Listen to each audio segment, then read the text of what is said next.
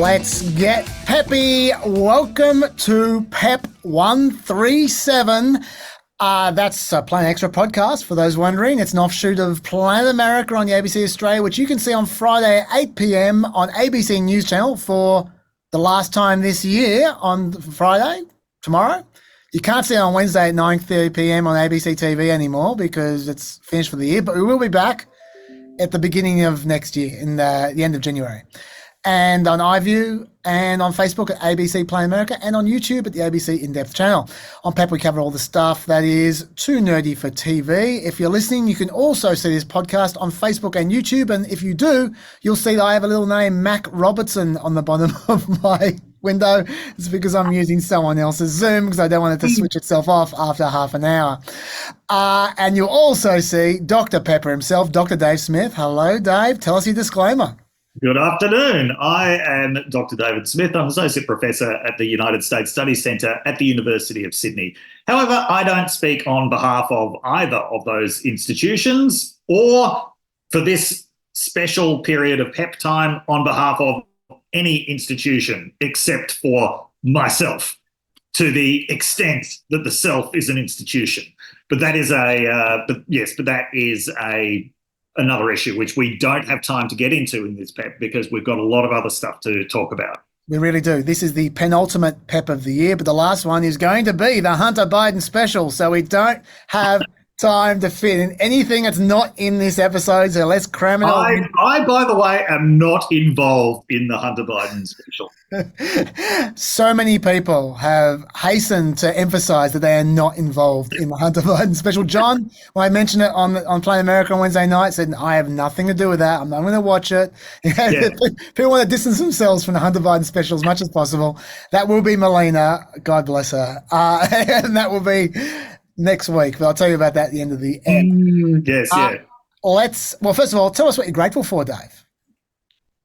Yesterday, I flew to Canberra on a de Havilland Dash plane. And I've just got to say, I absolutely love that plane. So it's this propeller plane where it never flies high enough for you to lose sight of the ground, right? So you can see everything the entire way, as well as feel everything. But it never feels unsafe. I just really like it.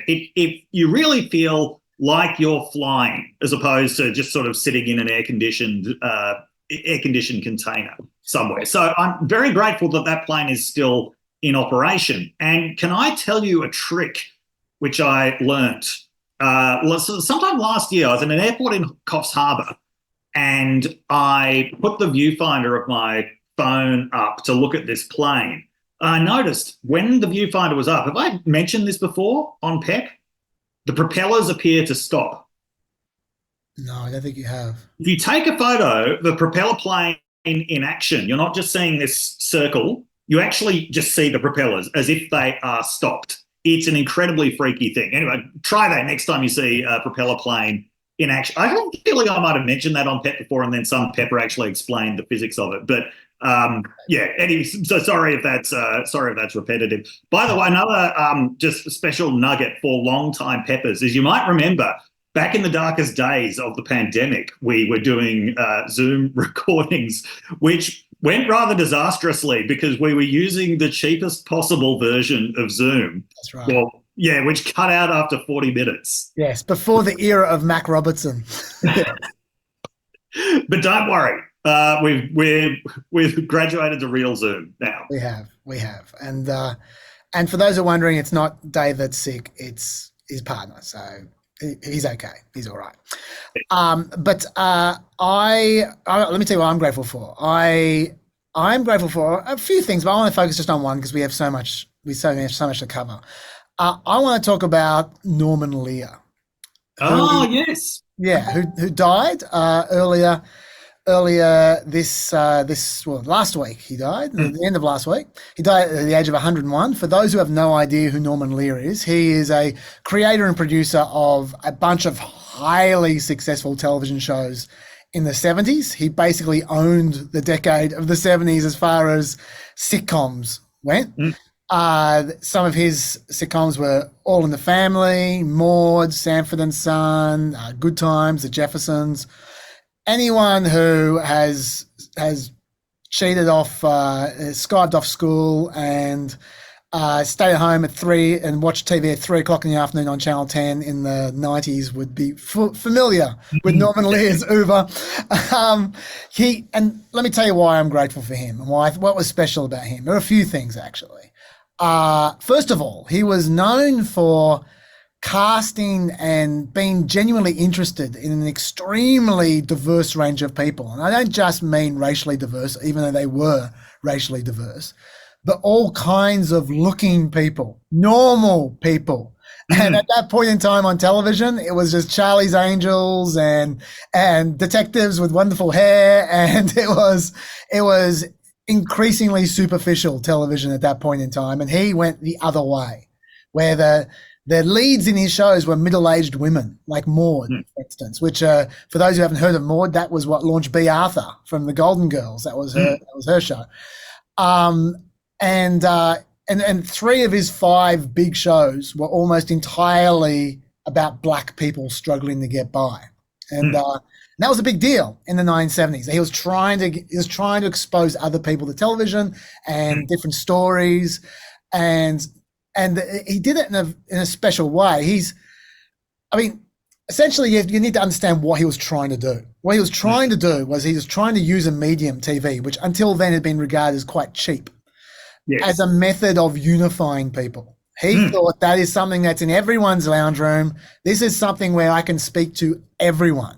And so he was trying to introduce as many different kinds of people as possible and getting them to basically chat through the most controversial issues of the era. There were like people having abortions, there were race issues, all that kind of stuff. And he drew these extremely well-drawn characters, realistic characters from completely different backgrounds and different attitudes. So much so that Archie Bunker is probably his most popular character of all time from All in the Family. And Archie Bunker was the direct opposite of Norman Lear. Norman Lear was this very well-educated Jewish artist, and Archie Bunker was MAGA before MAGA. He was overtly racist and overtly bigoted and overtly obnoxious and proudly uneducated.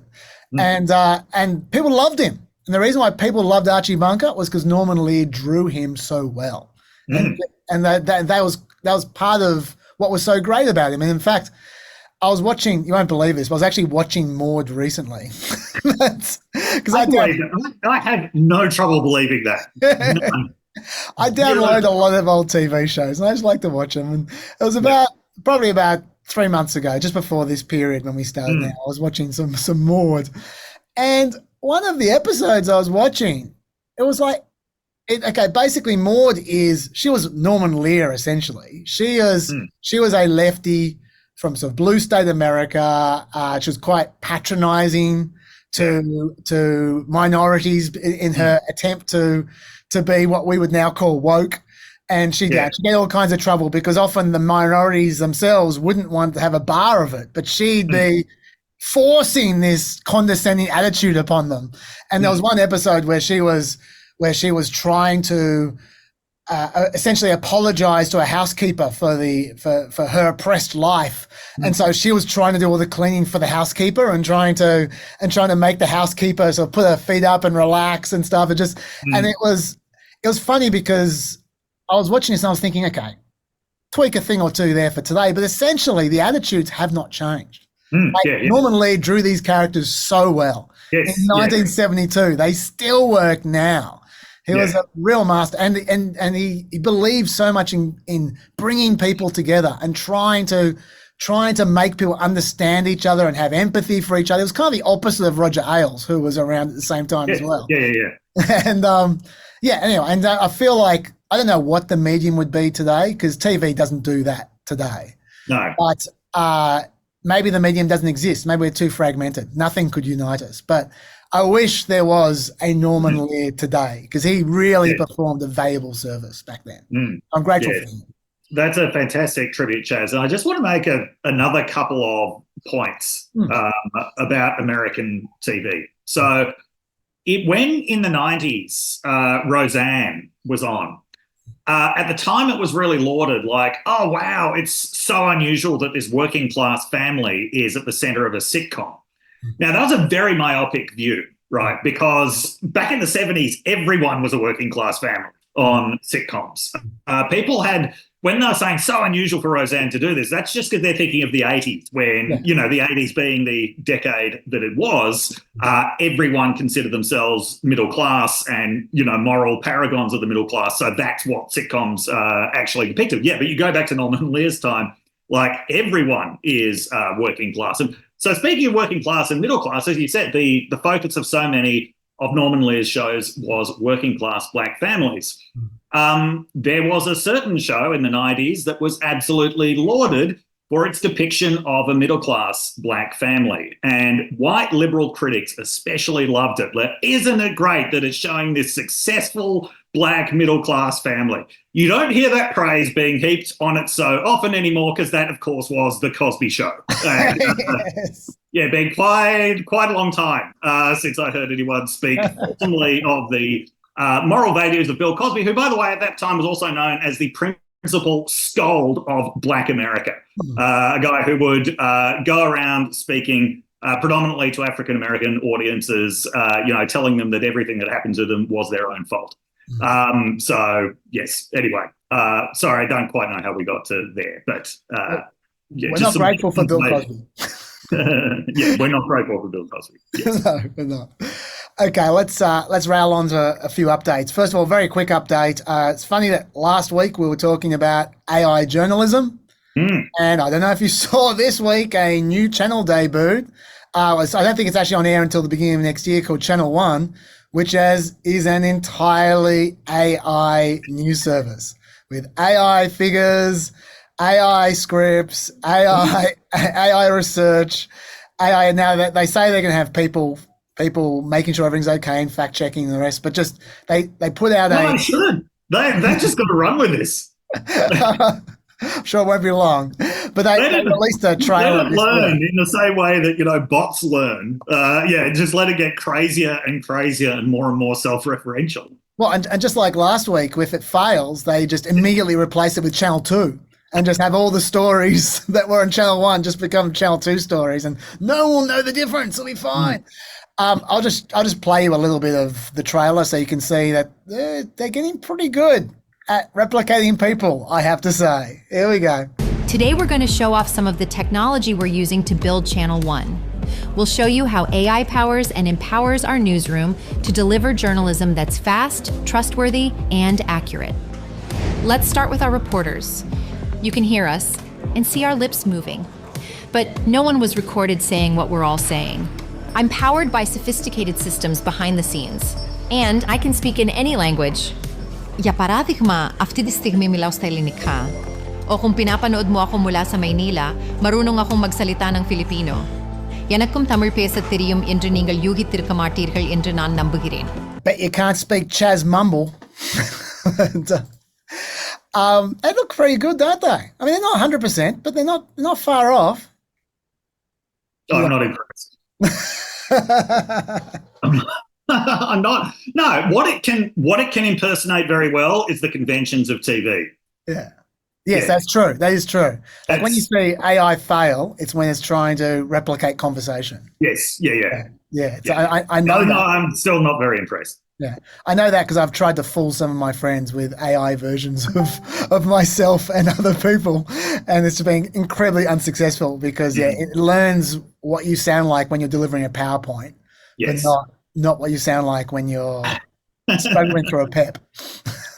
There won't be an AI PEP anytime soon. No, okay, so next update, Elon Musk update. I feel like every single week there's an Elon Musk update. I really should have opened this can of worms. But this week there's something to talk about, and I'm interested in your view on this. It's about Alex Jones being back on Twitter.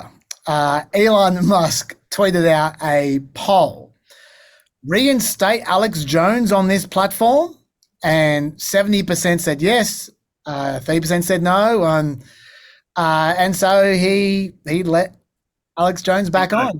He said, the voice of the people. Now, some people have made a thing out of the fact that Musk last year said, quote, about Alex Jones, Mm. My firstborn child died in my arms. I felt his last heartbeat. I have no mercy for anyone who would use the deaths of children for gain, politics, or fame. He got some mercy. On the other hand, Twitter poll. That's right. So first of all, let me ask you what you think about Alex Jones being let back on Twitter, and then I'll tell you what I think. Look, at this point, the floodgates are so far open. I'm surprised that he didn't already bring him back on. I do remember the impassioned moral commitment that he made, and I remember it at the time being cited as an example of Musk's sort of particularly arbitrary autocratic style of rule where, yeah, it's free speech except for things that he particularly doesn't like. Anyway, which I imagine is something that you have something to say about. I might mention that. Yeah, okay. Okay, first of all, the first thing I'll say is that we just should be clear about the fact why Jones was taken down in the first place. Yes. He wasn't taken down because of Sandy Hook. He wasn't taken down because of crazy things he said. He was taken down under the bullying and harassment policy because he went up to Oliver Darcy in Congress, in congressional hallways and started bullying him and harassing him, to be honest. Like, if you look at the footage, it goes for about 5 minutes and he's just abusing him right into his face, doing the Alex Jones thing, talking how satanic he is and look how evil he is, etc. Like inches away from his face. It was pretty ugly. Alex Jones accusing other people of being satanic while literally turning red. Yeah. Yes. Yes. Exactly. So, but people just should be aware that's what he was. That's what he was banned for in the first place. Physical harassment. Yeah. Yes. Yeah. That's right. But let's face it. Even if you don't think that's adequate, there's a million reasons you could take Alex Jones down. Of all the people, there's so many reasons you could do that. So anyone could come up with a good reason for themselves, I would have thought. Yes. But I, like you foreshadowed, my view is like, I don't mind if Musk wants to make Twitter a free speech place. That's fine. But firstly, actually, the first thing I hate is the thumbs down, thumbs up bullshit with his Twitter poll. Like as if he's like a Roman emperor or something, like the speaking to the gladiator, the crowd in the Colosseum. It just speaks to how self-indulgent he is with this kind of stuff. Like, also, he's not taking responsibility for his own decisions, which that's true. Well, because it's obviously his decision. He wouldn't ask it if he didn't want them to say yes. No. And also he's kind of full of shit because last year, about a year ago, he had one of his Twitter polls, which was, should I step down as head of Twitter? I will abide by the results of this poll. And he lost 57-43, and he seems to still be there. His only reply was the word interesting. And that's it. So, he's a bit of a hypocrite there as well. But anyway, my biggest problem is, number one, as you foreshadowed, it's not a free speech zone. It's a free speech zone for Elon Musk's mates. Yes. And that bothers me. But he's free to do that. He's the owner, but I hate the pretense of being Mr. Free Speech when he's just not. But the other thing, and this is the thing that really bothers me, is it's okay. I mean, I've already said this before, but I want to reiterate. It's okay to have your Alex Jones on if you want, but you don't have to promote him. You don't have to endorse him. Every time Elon Musk tweets out anything, it's a signal boost. He is the biggest person on Twitter. It will get retweeted by thousands, if not tens of thousands of people. It's a huge signal boost. Yes. And he chose to do that with Alex Jones. The moment Alex Jones was there, he held a chat with Alex Jones and Andrew Tate, of all people. Why he's signal boosting him, I don't know either. And then, once again, you can let Andrew Tate on your platform, but why are you endorsing these horrible people? He gave Alex Jones a chance to just lie about the Sandy Hook stuff. It was just set up a big softball. Tell us about Sandy Hook, Alex Jones. Alex Jones, as he does, reinvented history completely. And Elon Musk, who was so offended and had zero mercy only a year ago, is now, interesting. And it's like it just speaks to his lack of consistent morality and the fact, we know what's going on here. What's going on here is he's sucking up to his followers. Yes. It's audience capture. He's captured by his audience. We've discussed this before. He craves their approval. It's an unfillable hole that he needs to fill with hundreds of thousands of people adoring him, and he'll do anything for it. And these days, the most vocal people on Twitter are largely the alt-right, certainly in Elon Musk's part of Twitter. Yeah. And so he's going further and further to please them. He makes that makes his support base purer and purer form of alt-right, and he chases them further. And even worse, one of my friends mentioned this during the other week, this week to me, and I thought, yeah, he's right. He pays these guys. Yes, the way it works on Twitter, when you have a if you're part of their program, which all these guys are, if you're part of their program and you tweet something gets a lot of reaction, then you get paid. Yes. And by him signal boosting them, he is making sure they're getting paid. So when people suck up to him and compliment him, they will get paid because of it. Yeah. I think it's Andrew Tate's main source of income now. Yeah. Yeah. He is effectively paying people to be his friends on Twitter. That's what he's doing. It's so pathetic. It really is. And anyway. I've just noticed, I've never seen this before, down the bottom of the Zoom bar, there's a thing that says AI companion. Do you want to try it? No. Really? I'm just suggesting, if he's looking for friends. Yes. Yeah, we can head over to Channel 1. There's a whole bunch of AI companions from over there.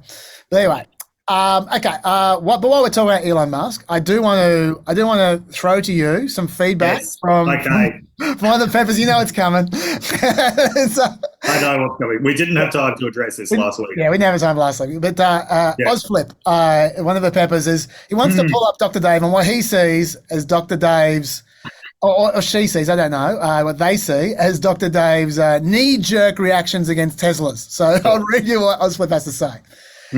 Dave keeps conflating his dislike of Musk, I agree completely, with that company Tesla.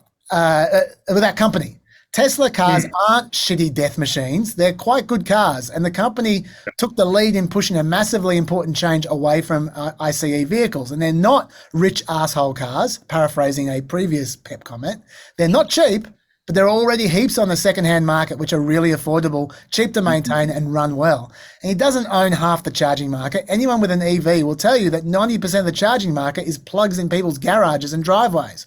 Public chargers are a minority, and even then, Tesla owns a large fraction of that market, but they have far and away the best and most reliable chargers.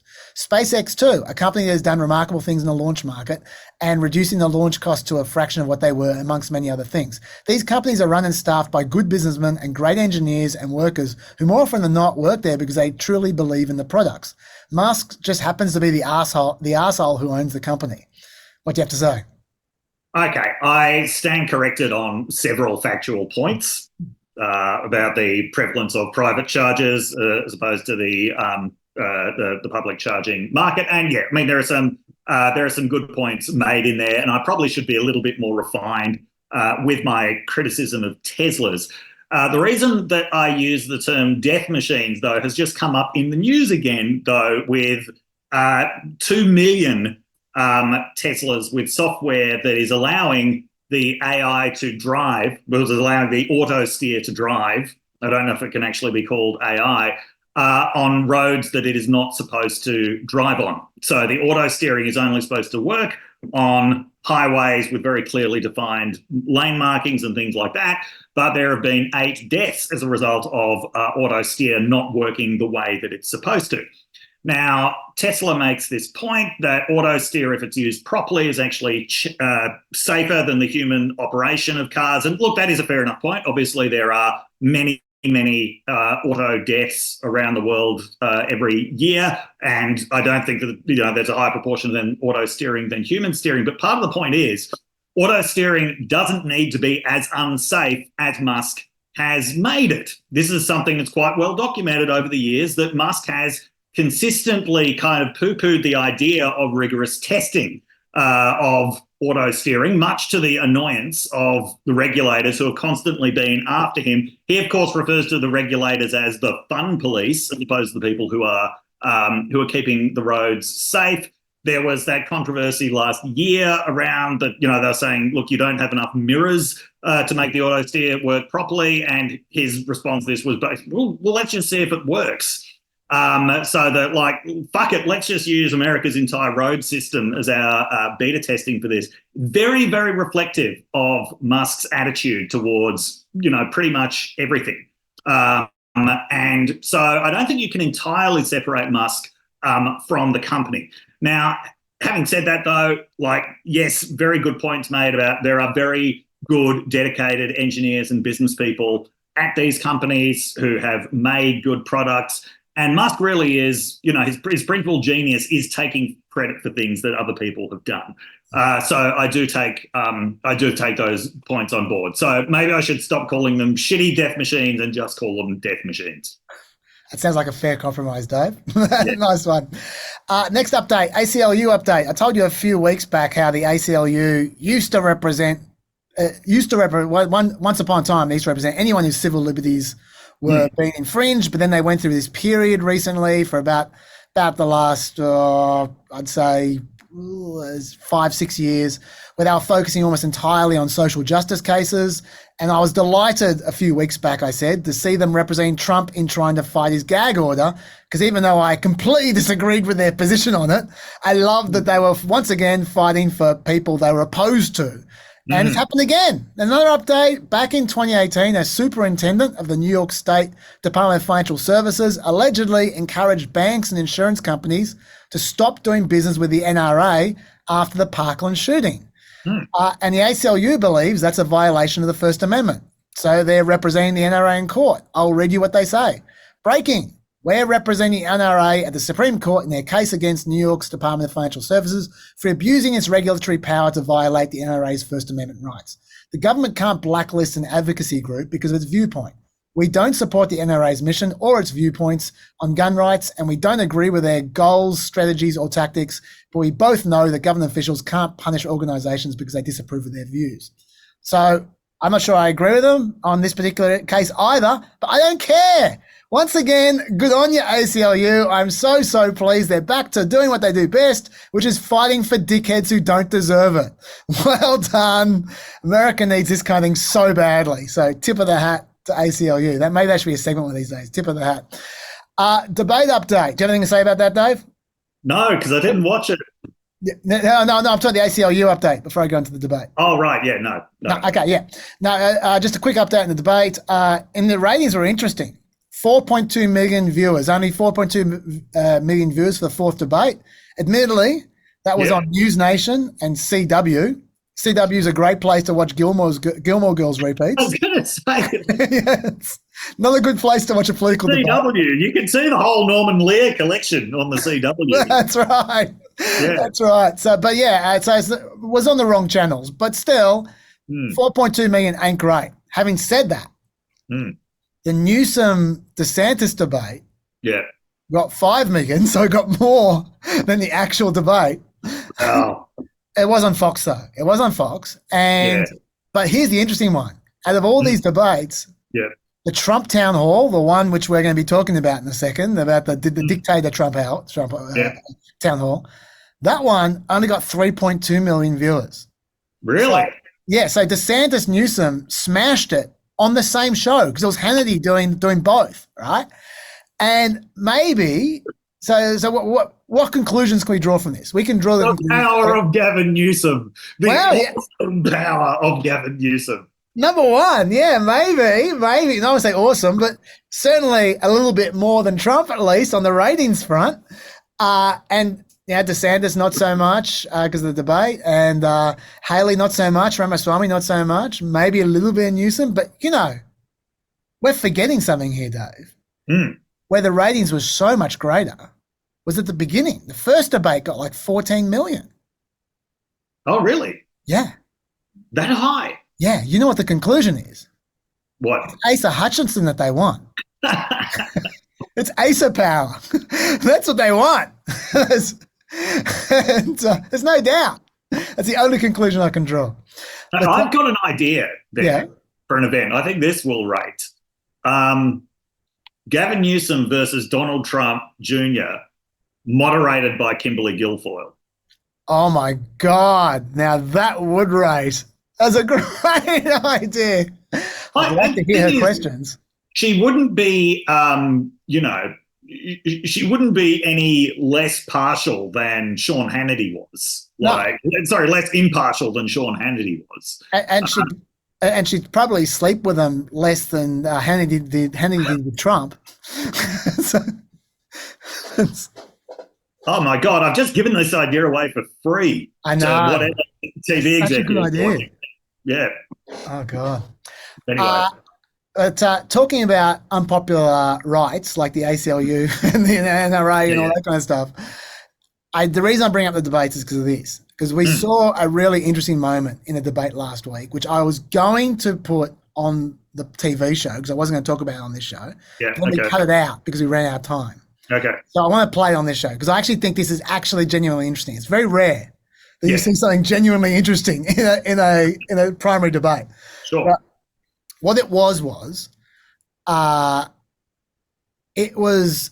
old school conservatism used to be about smaller units of power, states' rights, and then the local rights and parental rights. Just getting into smaller and smaller units, right? That was that as opposed to federal government, right? Little platoons, as Edmund Burke called them. Yes. Yeah.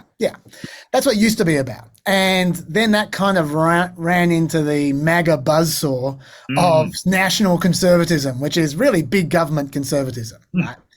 Now, on this debate last week, we saw the last dregs of old school conservatism try its luck. And that was Chris Christie. And really? They were talking about trans kids and how parents should deal with trans kids, right? Because that's the kind of topic they love talking about in these kinds of debates. And I want to play you Chris Christie's answer because I think he gave almost the perfect small government answer. Okay. I don't think he could have drafted it better if he sat there and typed it out at length. So what you think? You do not favor a ban on trans medical treatments for minors, saying it's a parental rights issue. The surgeries done on minors involve cutting off body parts at a time when these kids cannot even legally smoke a cigarette.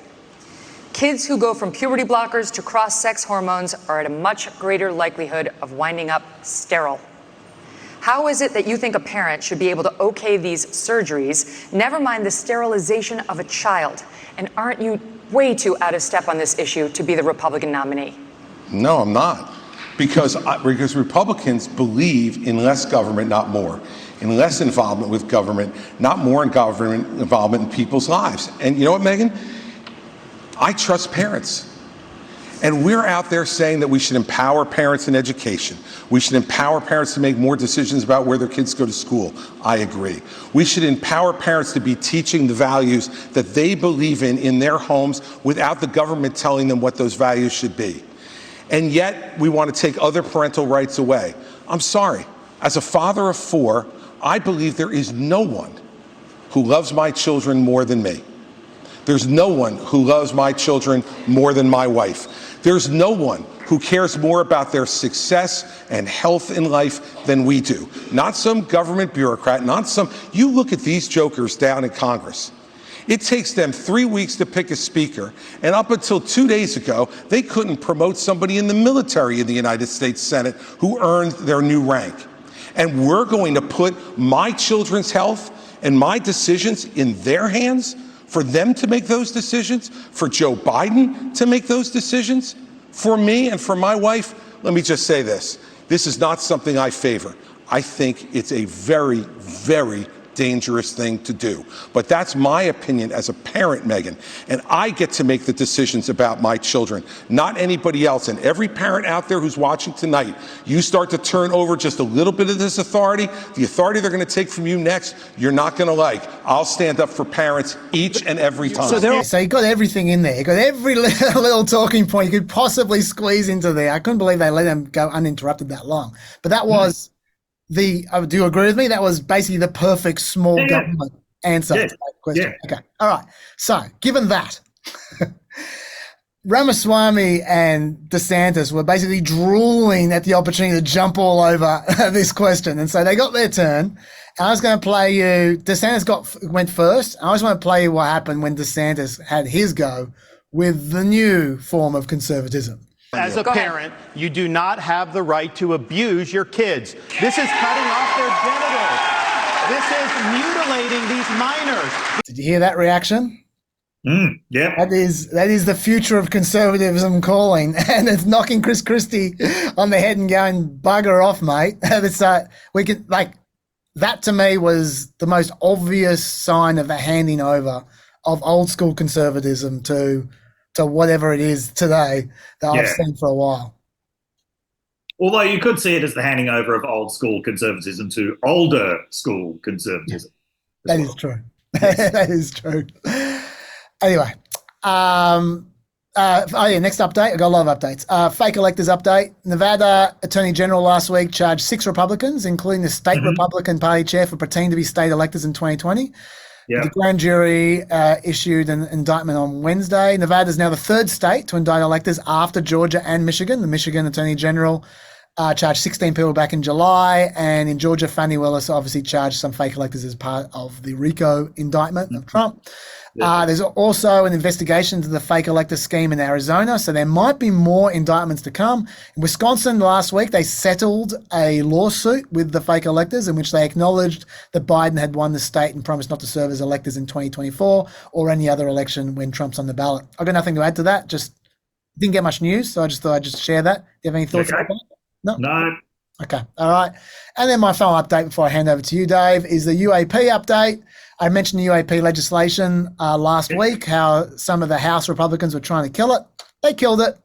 It was stripped out of the NDAA, that's a defense bill, during reconciliation between the House and the Senate. There's what they took out. I mean, they left it in name. They took out the independent review board, which was a pretty critical part of this, where an independent review board was deciding what was going to be accepted as classified and what was not going to be accepted as classified. Federal agencies now just get to keep secret whatever they like, which is basically mean nothing. Yes. Nothing's changed. It restricts funds to special access programs that have not been reported to specific committees in Congress and congressional leadership. So you're not going to have those completely secret programs that was testified about. But honestly, big whoop. It's the people who are worried about this, the people who are really interested in this, they ain't getting anything out of the government, I'm afraid. So that is that. Yes. By the way, I have been made aware that last week I erroneously talked about a plane called the F-23, which has never existed. There was a proposal, I think, called the F-23 that existed. No, sorry, what I should have been talking about was the F-22. That was actually coming up. Let me just read that correspondence because that was coming up. Yes, an aerospace engineer made the point that it was the F-22, but he also had some interesting information. This was not chiding you, Dave. This is just adding some information. We're all about the information. Yes. Yeah. F-22 had a special paint coating that was radar absorbent. In the earlier versions of that plane, that coating could be damaged by rain. This was most notable with F-22s operating out of places like Guam, where it's hot and humid. Having issues with coatings is not new to high-speed aircraft. The famous XB-70 Valkyrie burnt the paint off its fuselage the first time it went supersonic. Flying at high speeds puts a lot of stress on aircraft. It's why the idea of supersonic travel did not take off except for the Concorde. He then went on to say, Air Force pilots do very little flying at supersonic speeds because 1, it puts a lot of stress on the aircraft and engines, and 2, flying that fast uses lots of fuel, and most fighters can only sustain those speeds for a few minutes. The F-11s that Australia had at most could go for about 4.5 minutes as supersonic, and I got that fact straight from an Australian aeronautical engineer who worked on the F-111. What made the F-22 special was that it can super cruise and go longer at supersonic speed, but that also damaged the radar absorbent coating. So that's why the F-22 couldn't fly in the rain. It tended to damage the special radar absorbent coating, which was already vulnerable just from its sort of normal flight. It's actually an amazing aircraft with a truly ingenious flight control system. So there we go. Thank you for that. But you know what plane doesn't have this problem? The F-23? The de Havilland Canada Dash. Yes. Now, it probably wouldn't be very useful as a fighter jet. I'll admit that, but it can fly in the rain. God damn it. Fair enough. Okay, Dave, I want to throw over to you for a fascism update, which is, I know you want to talk about that Trump press conference, the dictator for a day and all that kind of stuff. Do you want to get into that?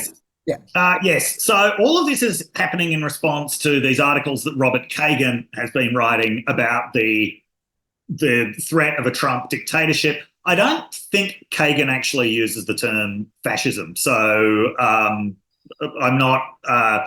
What we've been talking about with fascism in previous weeks is not talking about Kagan, but Kagan has played a very big role in this debate about authoritarianism. Not only has he written these two articles just in the last few weeks, which have got a lot of attention. You may remember a bit over a year ago, or maybe 2 years ago, he actually wrote an article saying the next Trump coup has already begun. Oh, no, that wasn't him. Sorry, that was Barton Gellman in The Atlantic. He wrote another very similar article saying that, warning of this stuff. So he has been warning of this for a while.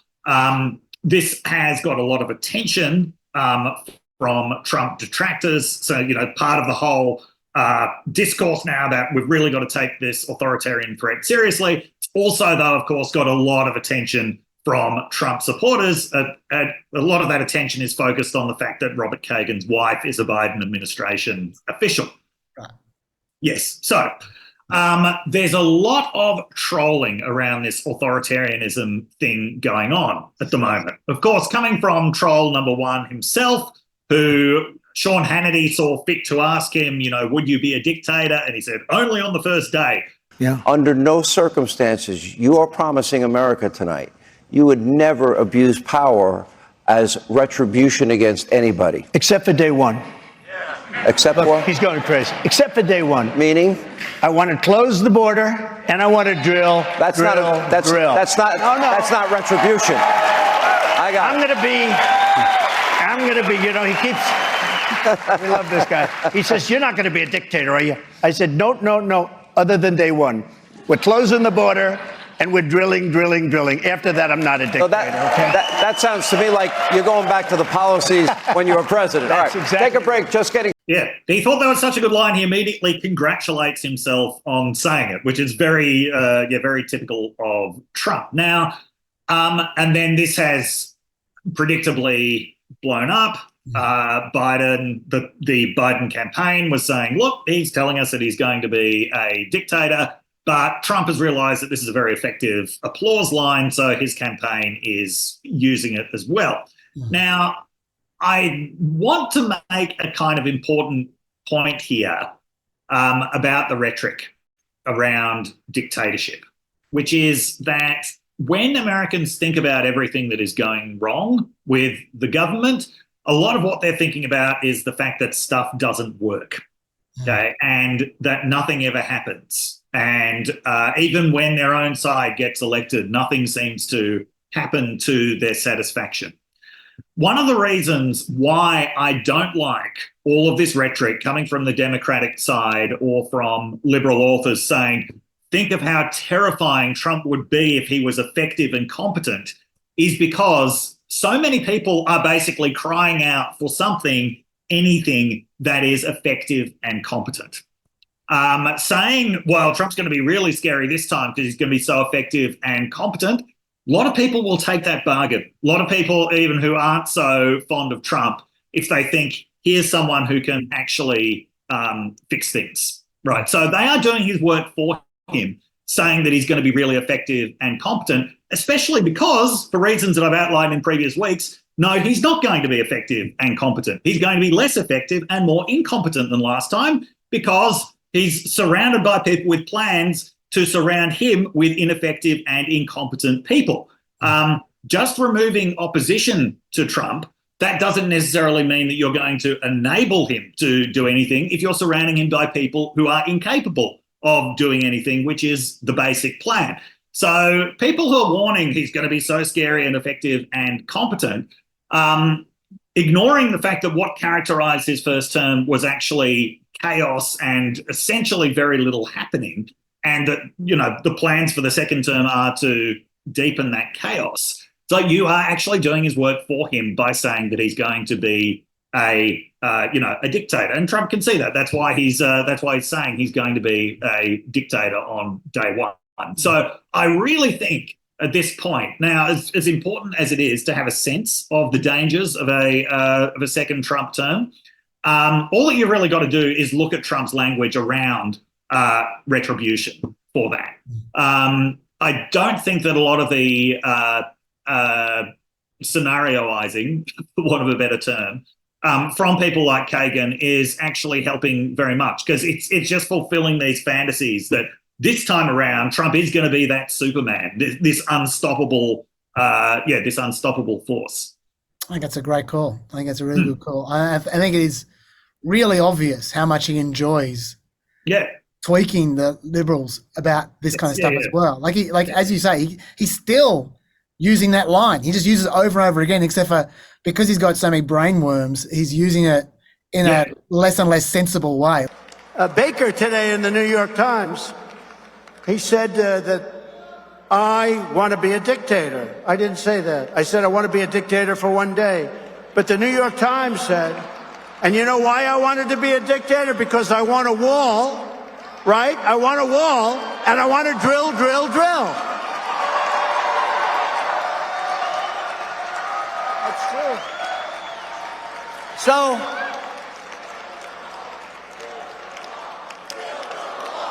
build the wall. Well, we did. Build the wall, build the wall. Well, we did. I just want to build the wall. I want to be a dictator so I can build the wall, but we did build the wall.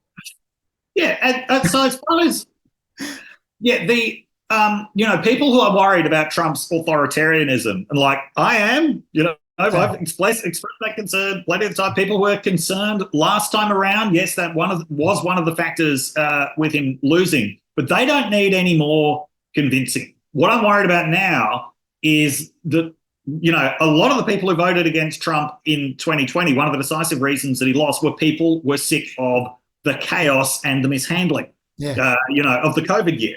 Yeah. They didn't like it. And when you speak to Trump's supporters about the misgivings that they have about Trump, they are always saying things like he's a bit of an idiot, or like he shoots his mouth off too much, as they're emphasizing the kind of chaotic aspects of it. By basically saying he's going to be this Superman this time around, you're doing his work for him. Yeah, I agree, and I agree that using the argument of chaos, I think, because that is, I mean, number one, what you just said is correct. That back in 2016, I remember one of the arguments used about him is that he'll break stuff. Yeah, because people want stuff to be broken. Yes, and he'll break stuff. Can't be worse. That's the logic. Can't be worse. And so I think if what you say is no, he's not going to actually be effective. He's just going to be, do you remember the headache? Do you remember the headache we had for 4 years? Yeah. It's just going to be that again. I have been, that Kagan article, I should say, as well, is just full of speculation. It's just I feel like if you're going to do this, I mean, I've said this on a lot of mediums, but if you're going to do this, just talk about what he's done. You don't need to speculate about what he might or might not do. Talk about what he's actually done.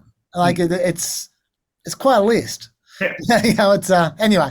I was going to say also on the drilling thing as well. I know this is not your point, but just a little aside. America, they love talking about. Republicans love talking about how much America needs a drill. America is the biggest producer of oil in the world by such a long way at the moment, going up. They've drilled so much more under Biden. Now, I know Biden didn't encourage it, but it happened regardless. Yes. So it's what America needs right now is not necessarily more drilling. There's plenty of drilling going on. I promise. I'll show you the graph. Yeah. When he says that, though, this is one of the many points where I wonder, is Sarah Palin sitting at home going, God damn, that guy stole my whole act? And if I'd just been stupider, if I had really just leaned into it very, very hard as he does, would I be now where he is? I reckon Sarah Palin is thinking they stole my whole decade. There's just so much Palin these days. It really is. But as a little aside as well, just an interesting aside. It was an irony, which was being observed by Jonah Goldberg, which is that, like Jonah Goldberg, who's no fan of Trump, I should say, is saying that it's ironic that people are so worked up about the I'm going to be a dictator on day one, when the things he's talking about weren't dictatorial anyway in that speech. But it's almost a tradition now for candidates to announce what they're going to do on day one, and what they say they're going to do is often dictatorial. Yes. And he gave an example of Kamala Harris in the second debate, the 2020 Democratic primaries, announced, on day one, I will repeal the tax bill that benefits the top 1% and the biggest corporations in America. And then the third debate, she said, on day one, I plan on shutting down for-profit prisons, neither of which she could possibly do unless she was a dictator, because you need Congress for this kind of stuff. But when we just kind of accept that because they don't say, I'm going to be a dictator, even though what they're saying is actually dictatorial. Not that he was getting worked up or foaming at the mouth. It's just a delicious irony of this whole thing. But anyway, one more thing on the trolling thing. Have you seen what Vance said, what JD Vance? Oh, yeah. Yeah, that's another great example of them intentionally trolling. I'll just read out for people who don't know. This is from the Kagan article. This is referring to the Kagan article. Yes, Kagan wrote, resistance could come from the governors of predominantly democratic states such as California and New York through a form of nullification.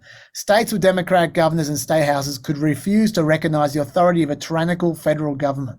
That's always an option in our federal system. And J.D. Vance then wrote a letter to Merrick Garland, the Attorney General, claiming that this was insurrection. Quote, as you know, prosecutors in the Department of Justice have embraced several stunningly broad interpretations of federal law in their bid to ensnare President Trump in criminal wrongdoing. For example, prosecutors argue that President Trump has conspired to threaten or intimidate one or more persons in their free exercise of their right to vote and to have one's vote counted. By that standard, I'd like to know whether a supporter of President Trump might be intimidated into forgoing the right to vote after learning that Robert Kagan has encouraged large blue states to rebel against the United States if Trump is elected. If so, I wonder further whether the editors of the Washington Post, having put Kagan's call to arms in print, might have conspired to suppress the vote. Now, people respond to that by going, oh, he's talking about arresting the media. No, he's not. He's just trolling. They're loving this. They are loving this. The more the left get worked up, you know? Yeah. So rather than saying anything more about J.D. Vance, I just want to say something more about Robert Kagan at this point. Sure.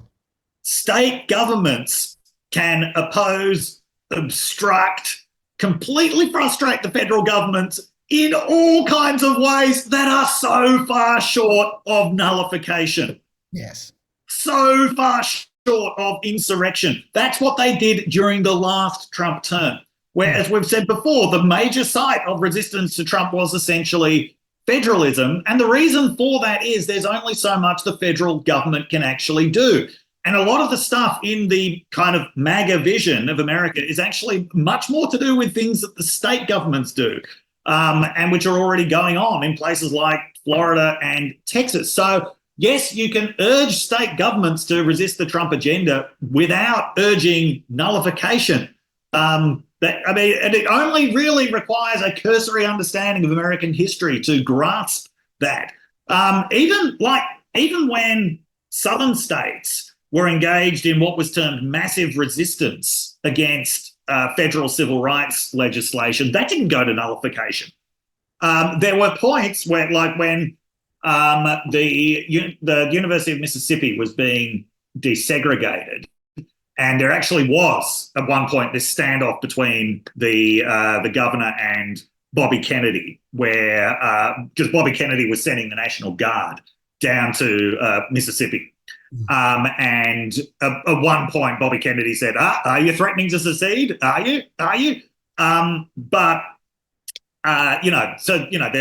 were kind of points where it got close, but really, you don't need nullification, secession, insurrection. You don't actually need any of that to resist the federal government. States have been effectively resisting the federal government, mainly through what's often derisively referred to as lawfare, for quite a long time. Yes. Oh, cool. The whole American legal system is set up to allow state governments to resist the federal government. Talking about lawfare, let's move on to Trump legal, in particular, the immunity claims. Okay. This is some classic lawfare right here. Okay.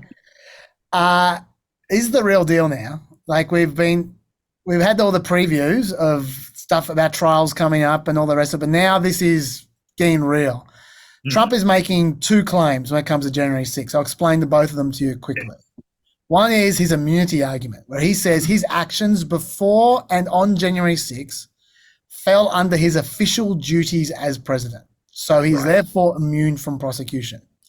Now, if you're wondering if there's a law that says performing your official duties makes you immune, there is not. No.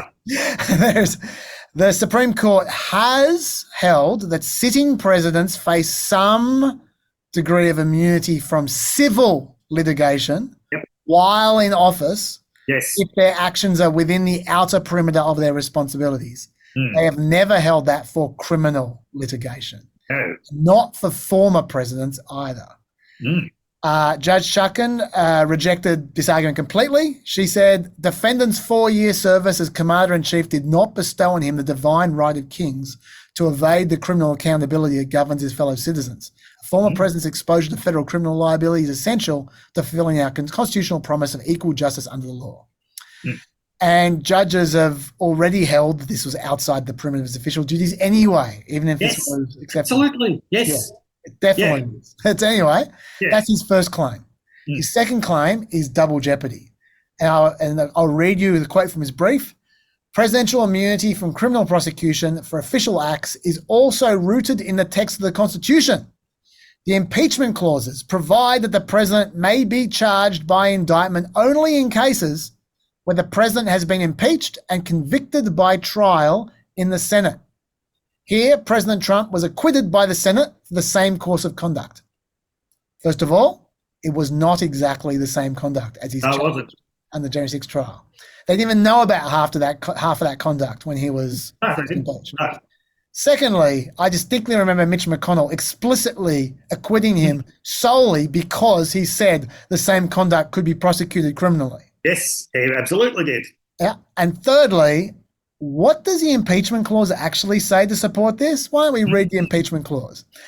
Judgment in cases of impeachment shall not extend further than to removal from office and disqualification to hold and enjoy any office of honor, trust, or profit under the United States. But the party convicted shall nevertheless be liable and subject to indictment, trial, judgment, and punishment according to law. So it says explicitly that someone convicted by impeachment process can also be prosecuted criminally. It says nothing at all about those who are acquitted by the impeachment process. It doesn't even mention them.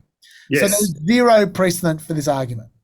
Now, obviously, that's a garbage argument, but it's not about the argument. It's not about the argument at all. This is fresh law, which hasn't been adjudicated by anyone because presidents haven't been indicted before. And so they just need to throw shit up that needs to that courts need to consider, and then that wastes time. Yes. They don't just need to get past the election because obviously they're trying to get past the election because then Trump can pardon himself if he wins, or just drop the charges as the federal government. But they don't have to get that far. Even if they get just to say August, at that point in time, it'll become so hopelessly intertwined with the election. Well, number one, it might just have to be put back. Number two, Trump can kick up an almighty stink that makes up to now seem sedate. And so he just needs to push it just past the summer. That's what he needs to do. And this may give him the opportunity. This argument may well, because like normally an appeals court wouldn't consider hearing an appeal before a trial. But the two issues which they do are immunity claims and double jeopardy claims, because in those ones, the trial shouldn't take place at all. So they do need to be adjudicated before the trial. So he's got the law on his side here. Even with his rubbish argument, the law is on his side. And the case cannot proceed until the appeal is over. A super fast appeal with the DC appeals court, 2 months. That's a super fast appeal. And then when that appeal is inevitably rejected, he'll go to the Supreme Court and he'll burn another 3 months. So, and then he needs a few weeks to prepare for his trial. So, which will put it back further. So, under the normal course of events, if everyone's doing their best and they move at light speed, yes, you're still looking at maybe May, June, something like that. That's if everything goes perfectly.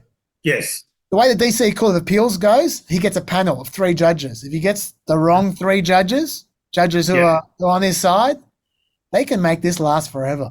They can easily take over a year without being dodgy in any way, shape, or form. That's normal to take over a year.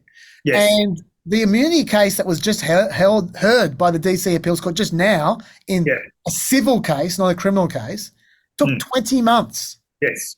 And they were just working normally, right? So now maybe this appeal will speed up because of that last appeal. They're talking about similar issues, but still, it is so easy to imagine that this trial does not happen before the election. And they've got their own problems with the documents case in Florida as well, similar kinds of issues.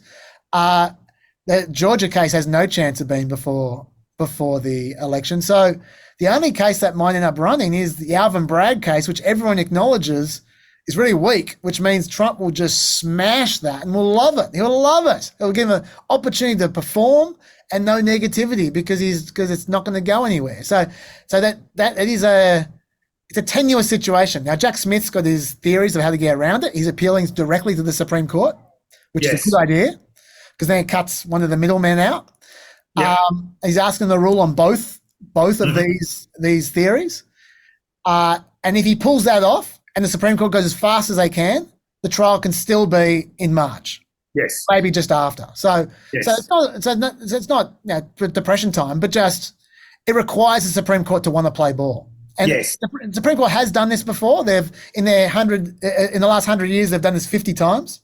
Yeah. And they've done it recently for Biden with the student loan debts. They did it for Dobbs. Yep. The abortion case. They did it for a citizenship question in the census. So they do this. They also did it importantly in US versus Nixon, which is when Richard Nixon claimed his own privileges over his secret tapes. And they said, this is an important case. Let's get this done as soon as possible. And they leapfrogged the appeals court for that reason. So, I mean, the Supreme Court has also, I should say, already asked for feedback from Trump, how his views on this. And they've asked for a schedule of December 20 for him to reply. So far, so good. That suggests they're going fast. But essentially what I'm saying is this is coming down to Roberts, Coney Barrett, and Kavanaugh. We've talked plenty about those 3. They need 2 out of the 3.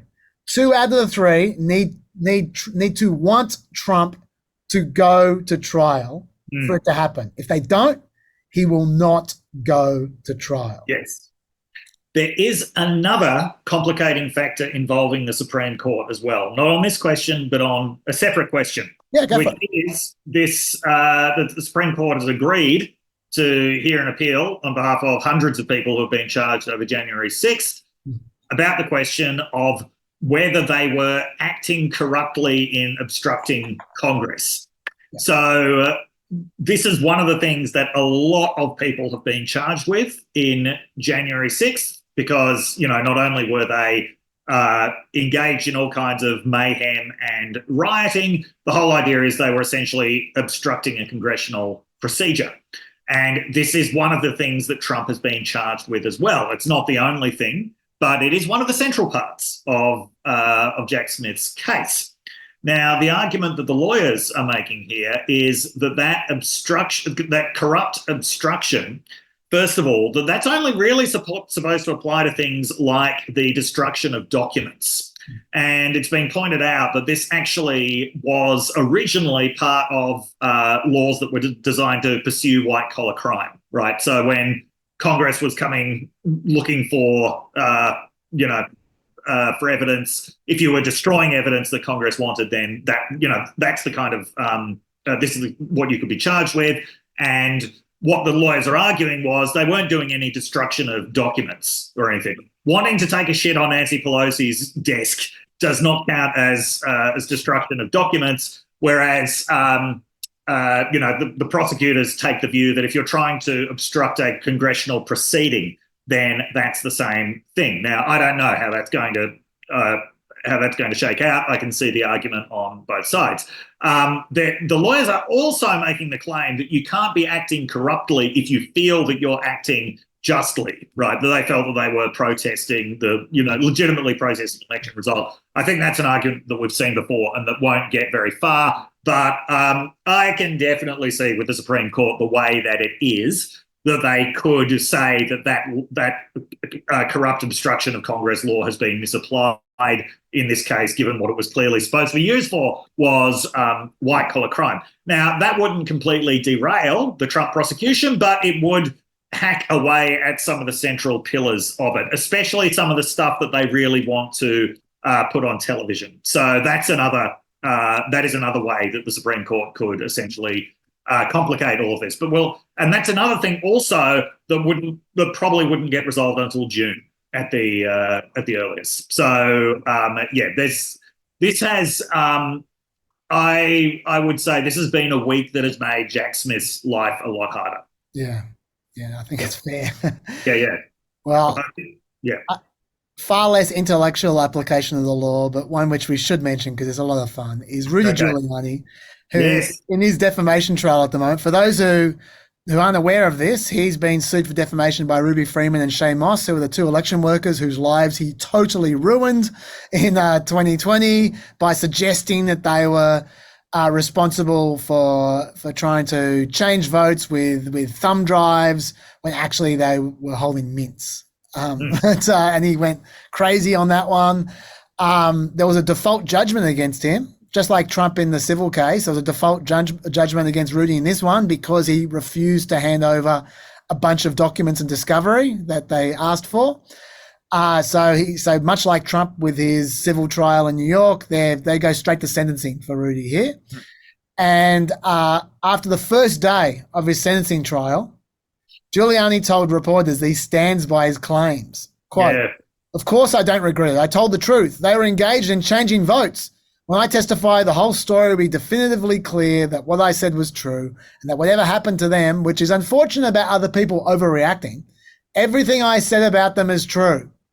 The judge did not like that because Giuliani literally just said in court that he believed that Freeman and Moss were good people who did not deserve what happened to them. Even his attorney, Joe Sibley, admitted that the two statements were not reconcilable, and then he went to blame Giuliani's age for him slipping up sometimes with what he says. So anyway, that trial's not going very well for Rudy Giuliani, I feel. No. My question to you is, who is Trump's most comically inept henchman? Because I'm advocating for Rudy. I'm advocating that Rudy is the BeBop to Trump's shredder.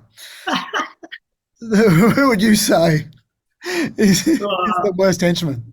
Yeah, I mean, Sidney Powell's probably the RockSteady in that case. That's fair. But yeah, no, it does not quite match the incompetence of Giuliani.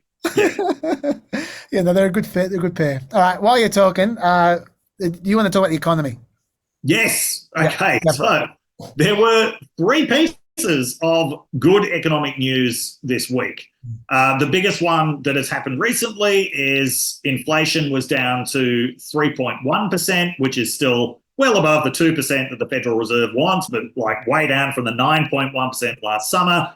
The result of that was that the Federal Reserve at its meeting has just announced that they won't be increasing rates again for a while, and there have even been hints that there could be 3 rate cuts next year, depending on how the economy is going. Okay. Add to that, there was the unexpected news that I think it was 200,000 jobs were added, and that brings the unemployment rate down to 3.7%. So those two pieces of news taken together really seem to be a tribute to the soft landing that the Federal Reserve has engineered, managing to bring inflation down without harming the real economy. GDP is still going very well. Only a couple of weeks ago, we were talking about the possibility of recession. That seems to have really receded quite dramatically over the last couple of weeks. That's also reflected in the stock market, Dow Jones getting to record highs.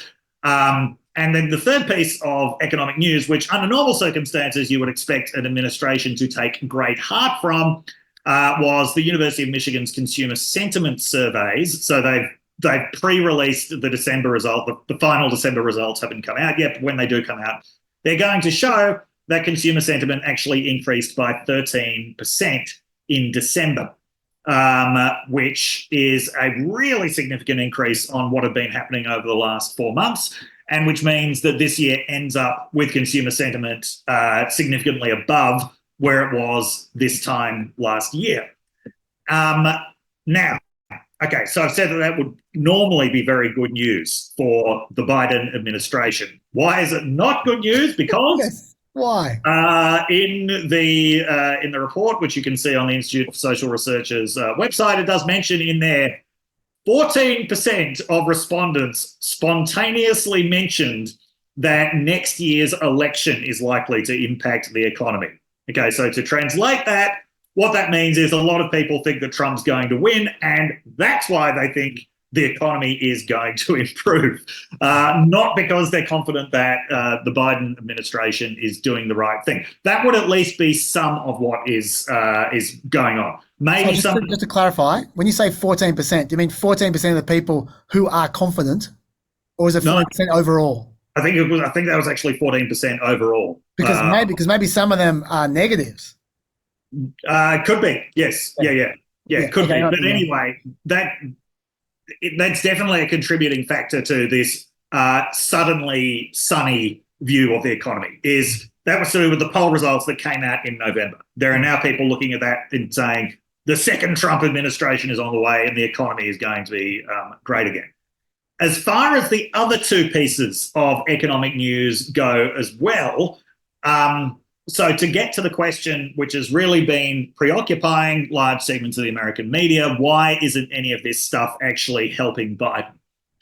There's one theory, which is basically that people just don't understand how good the economy is, that people are getting it wrong, that there's this perennial asymmetry in that Republicans always think that the economy is great when a Republican's in charge, always think it's bad when there's a Democrat, whereas Democrats are not universally positive in their assessment of the economy when a Democrat's in charge.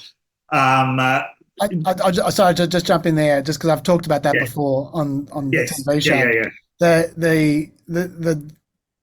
I mean, obviously this data is hard to judge, but some people have run studies on this where they said the swing between Republicans up and down is 14 points. The amplitude of the wave is 14 points.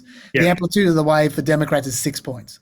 So Democrats are 6 points more enthusiastic when there's Democrats. Republicans are 14 points more enthusiastic when there's Republicans. Anyway, There's also the argument that Paul Krugman made, which is this is what people say in surveys is not actually reflected in how they act. And his argument is that the way that people are acting at the moment actually reflects a lot more faith in the economy. He also points out that when people are asked about how is their local economy going, they tend to be much more favourable to it. Those are all valid points, but I don't think that's actually the main story of what's going on. I don't think that it's people are getting the economy wrong. I think that this is actually reflecting people's experience of the economy.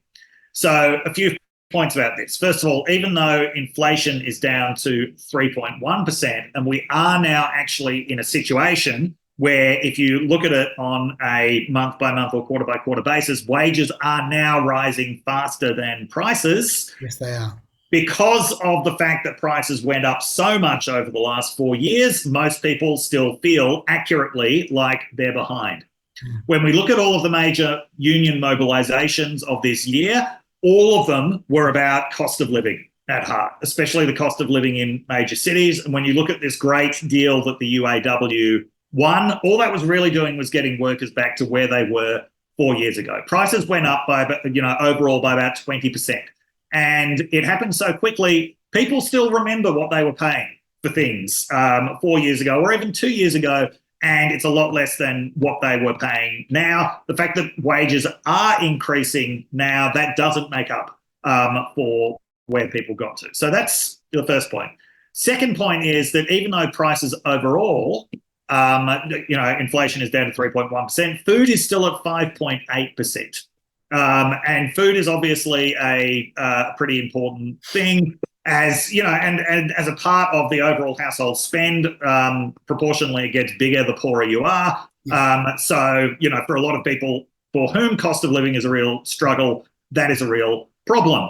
Rent and house prices are still also a real problem, although that may change. Well, at least house prices, that may change over the next year. We might be looking at a reduction, but rent, maybe not.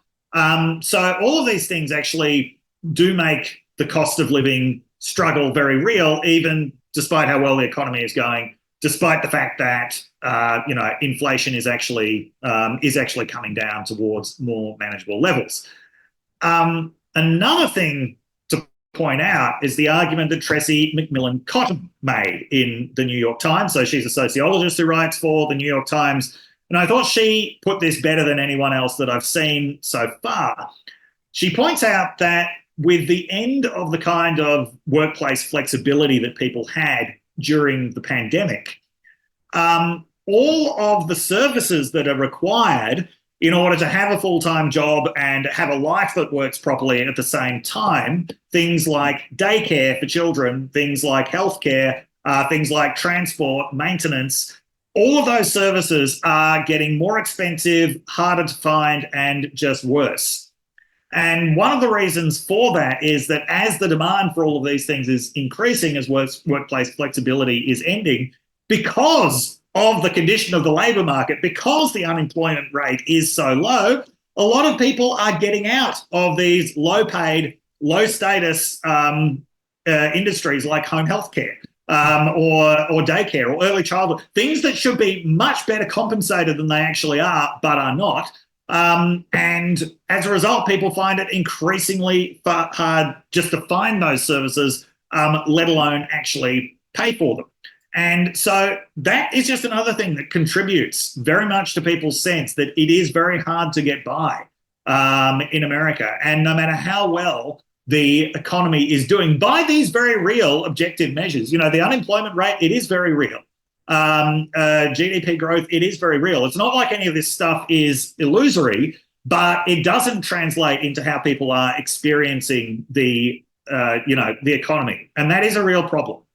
Can I throw in one more on that list? And that is, like you say, I believe the number that I saw the other day was that wages are now 1% on average greater than inflation since before the pandemic. So they have definitely gone up more than inflation.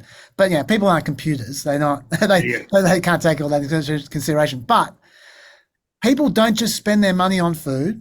No. They don't just spend their money on transport. They don't just spend their money on all the things that they calculate in these measures. They spend their money on mortgages and on their credit card. And those interest rates have gone up so much. Credit card interest rates are at an all-time high. Their credit card interest rates are 28.93%. Yeah. That's high. Right? That's credit card rates issued by retail stores. Credit cards issued by banks and other financial institutions is more than 21%.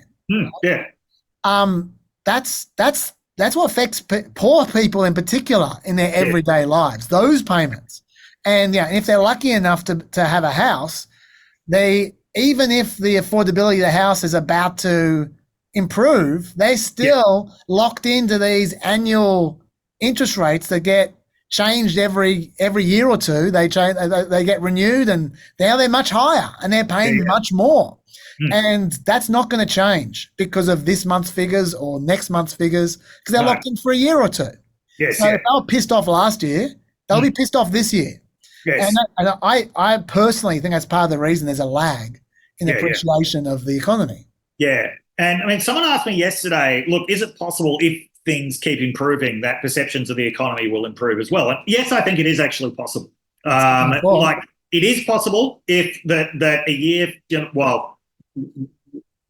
year from now would be too late, but it is possible, let's say 9 months from now, people's perceptions of the economy will actually be not good enough that they'll think, Biden was a fantastic economic president, but perhaps good enough to take the edge off. Can you just excuse me for 1 second? Go for it. One of our cats just got stuck in something and required my help. So you were saying? I can't, look, I've lost the train of. Look, it is possible. It is possible that perceptions of the economy will improve enough that it's not fatal for Biden. Yes. But at the moment, it is a really significant obstacle to his re-election. Let's just put it this way. About 4 months ago when we came back, it was 4 months ago, maybe 5 months ago when we came back, I went through a whole bunch of stats about how long it takes traditionally for the lag to work through before the economy improves and people start to appreciate it. And at the time I said, it's somewhere between a year and 2 years, something like that. That's what it was for Clinton. That's what's been for a lot of people. Yes. And we're only 5 months later. Yeah. People should be patient. The time, they have the time. Like as long as the economy continues to be good, there will be enough time. Yeah. But, well, kind of. I think people are unrealistic expecting everyone to change their mind in a month or two. Especially given there were some terrible economic figures only 2 months ago. Like it's been a real sawtooth, so they want it to stay high for at least another 6 months, and then you might see some results. Anyway, I got an interesting one for you here. This is a Stats Nugget. This is a mystery from Kevin Drum. We don't know the answer. It's a statistics mystery, which I'm going to throw to you, Dave. Okay. See if you can solve it. We don't know the answer, so I can't tell you if you're right. US pedestrian fatalities decreased for decades, but then they suddenly turned around in 2010. Wow. Since then, fatalities have continued to drop in other countries, but they've increased about 50% in America since 2010. Yeah. Pedestrian fatalities. Now, here's some more information for you. Pedestrian fatalities have gone up only at night. During the day, they've stopped declining, but they haven't gone up. And the third piece of evidence for you here is this graph as well. This is the change in pedestrian death rate by age. And you can see that while 65 and older have gone up a tiny bit, not a huge amount, under 18 has gone down since 2010. Since 2010, 18 to 64 has skyrocketed. The deaths are predominantly, well, almost entirely amongst the ages 18 to 64. That's a pretty big age bracket.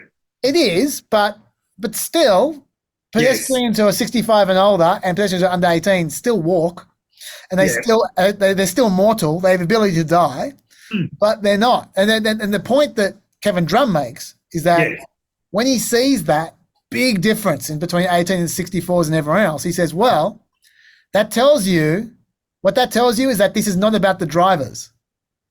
Because if it was about the drivers, it would affect everyone equally, or at least close to everyone equally. The fact that it's only one kind of person suggests it's pedestrian behavior related.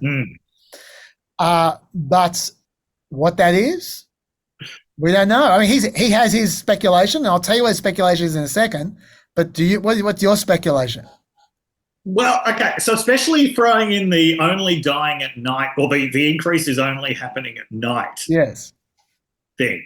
Yes. People age 18 to 64 wearing darker and darker clothes. They're all goths, maybe. Yes. Yeah.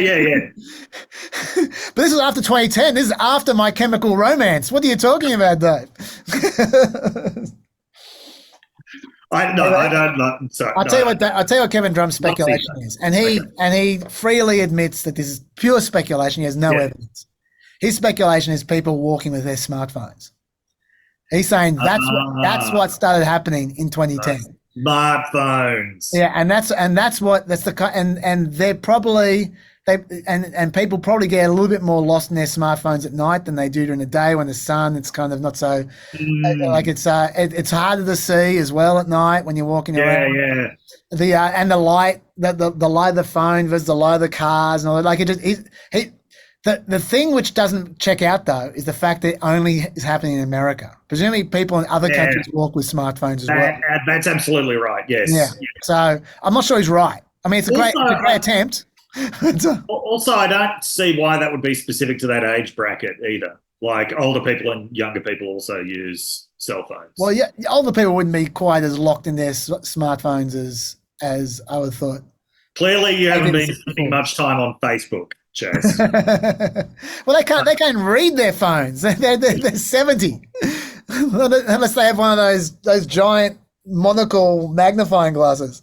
Yeah, look, it is tempting because, I mean, certainly when I see somebody walking along, not only using a smartphone, but also with earbuds in at the same time, I think the earbuds are possibly even a worse problem because then you can't, your hearing is impaired. And I think from a pedestrian safety point of view, that's at least as important. Yeah. So like you're functionally kind of blind and deaf if you're both looking at your cell phone and have the earbuds in at the same time. But as tempting as it is to blame it on the tech, as you say, that you would expect to see that everywhere, not just the US. If you have a suggestion, Peppers, put them in the comments. Best suggestions I'll read out. Americans aged 18 to 65 at night. That's right. Since 2010. Since 2010. It's very specific. So do your best. See if you can solve the mystery. 2010 is what really makes the smartphone timing a very attractive thing. Although smartphones have been around since 2007. I know, but yeah. They got better and better, and it takes a while to filter through the people and so forth. Okay. I just found it a fascinating mystery, which I've thrown it over to you guys. If you get fascinated by stats.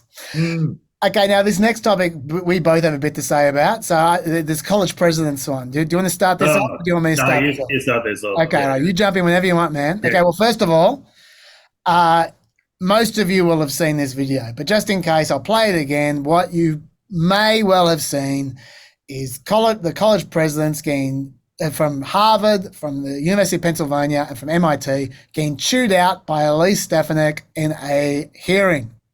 At MIT, does calling for the genocide of Jews violate MIT's code of conduct or rules regarding bullying and harassment? Yes or no? If targeted at individuals, not making public statements. Yes or no? Calling for the genocide of Jews does not constitute bullying and harassment? I have not heard calling for the genocide for Jews on our campus. But you've heard chants for intifada. I've heard chants which can be anti-Semitic depending on the context when calling for the elimination of the Jewish people. So those would not be according to the MIT's code of conduct or rules? That would be investigated as harassment if pervasive and severe. Ms. McGill, at Penn, does calling for the genocide of Jews violate Penn's rules or code of conduct? Yes or no? If the speech turns into conduct, it can be harassment, yes. I am asking specifically calling for the genocide of Jews. Does that constitute bullying or harassment? If it is directed and severe or pervasive, it is harassment. So the answer is yes.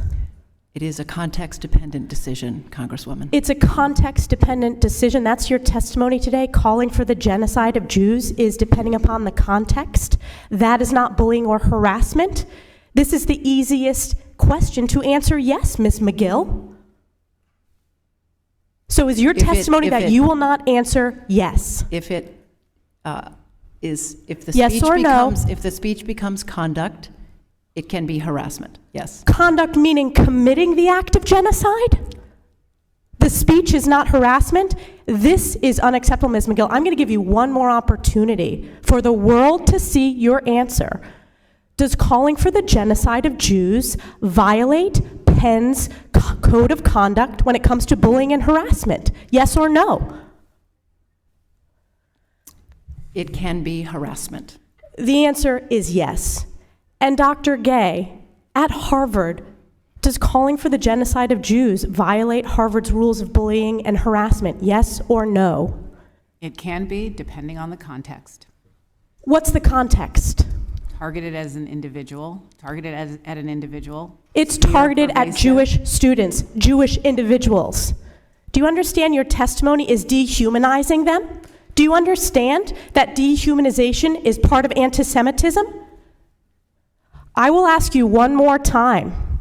Does calling for the genocide of Jews violate Harvard's rules of bullying and harassment? Yes or no? Anti-Semitic rhetoric. When it And is it crosses into anti-Semitic rhetoric? Anti-Semitic rhetoric, when it crosses into conduct that amounts to bullying, harassment, intimidation, that is actionable conduct, and we do take action. So the answer is yes, that calling for the genocide of Jews violates Harvard Code of Conduct, correct? Again, it depends on the context. It does not depend on the context. The answer is yes, and this is why you should resign. These are unacceptable answers across the board. If you know this story at all, what you're also undoubtedly aware of is that people were quite upset by that hearing. They were shocked. They were shocked. These university elites seem to have no problem with people calling for genocide. The White House spokesman Andrew Bates said, "It's unbelievable this needs to be said. Calls for genocide are monstrous and antithetical to everything we represent as a country." Kirsten Gillibrand called for them to resign. Pretty much every Republican calls for them to resign. A bunch of donors for those institutions called for them to resign. Our old mate Bill Ackman was back at Harvard. He loves having a go at Harvard.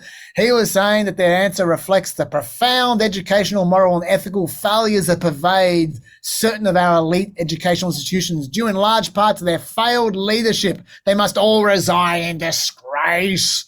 Love disgrace. Ross Stevens, CEO of Stone Ridge Asset Management, withdrew $100 million. $100 million. That's a very bad impression. To the University of Pennsylvania. Lots of donors were withdrawing donations. It really cost them money. And so what happened then was all three presidents started with a beep, beep, beep, beep, the backtracking as hard as they could.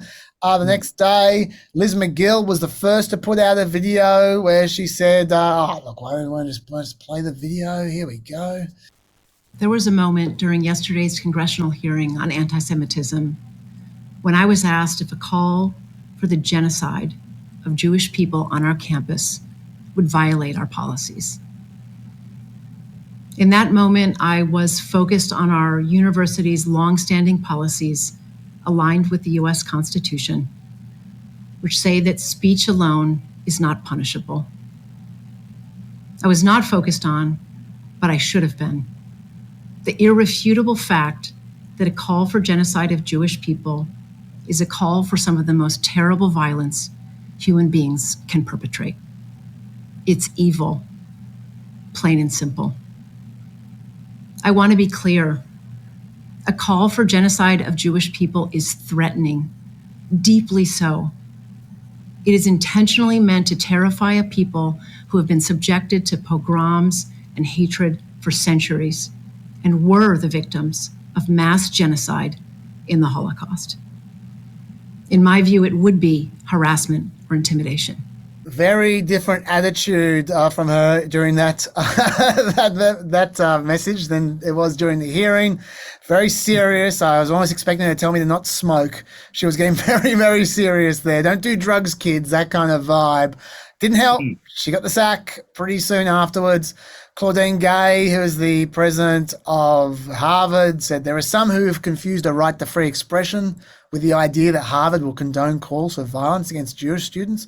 Let me be clear. Calls for violence or genocide against the Jewish community or any religious or ethnic group are vile. They have no place at Harvard. Those who threaten our Jewish students will be held to account.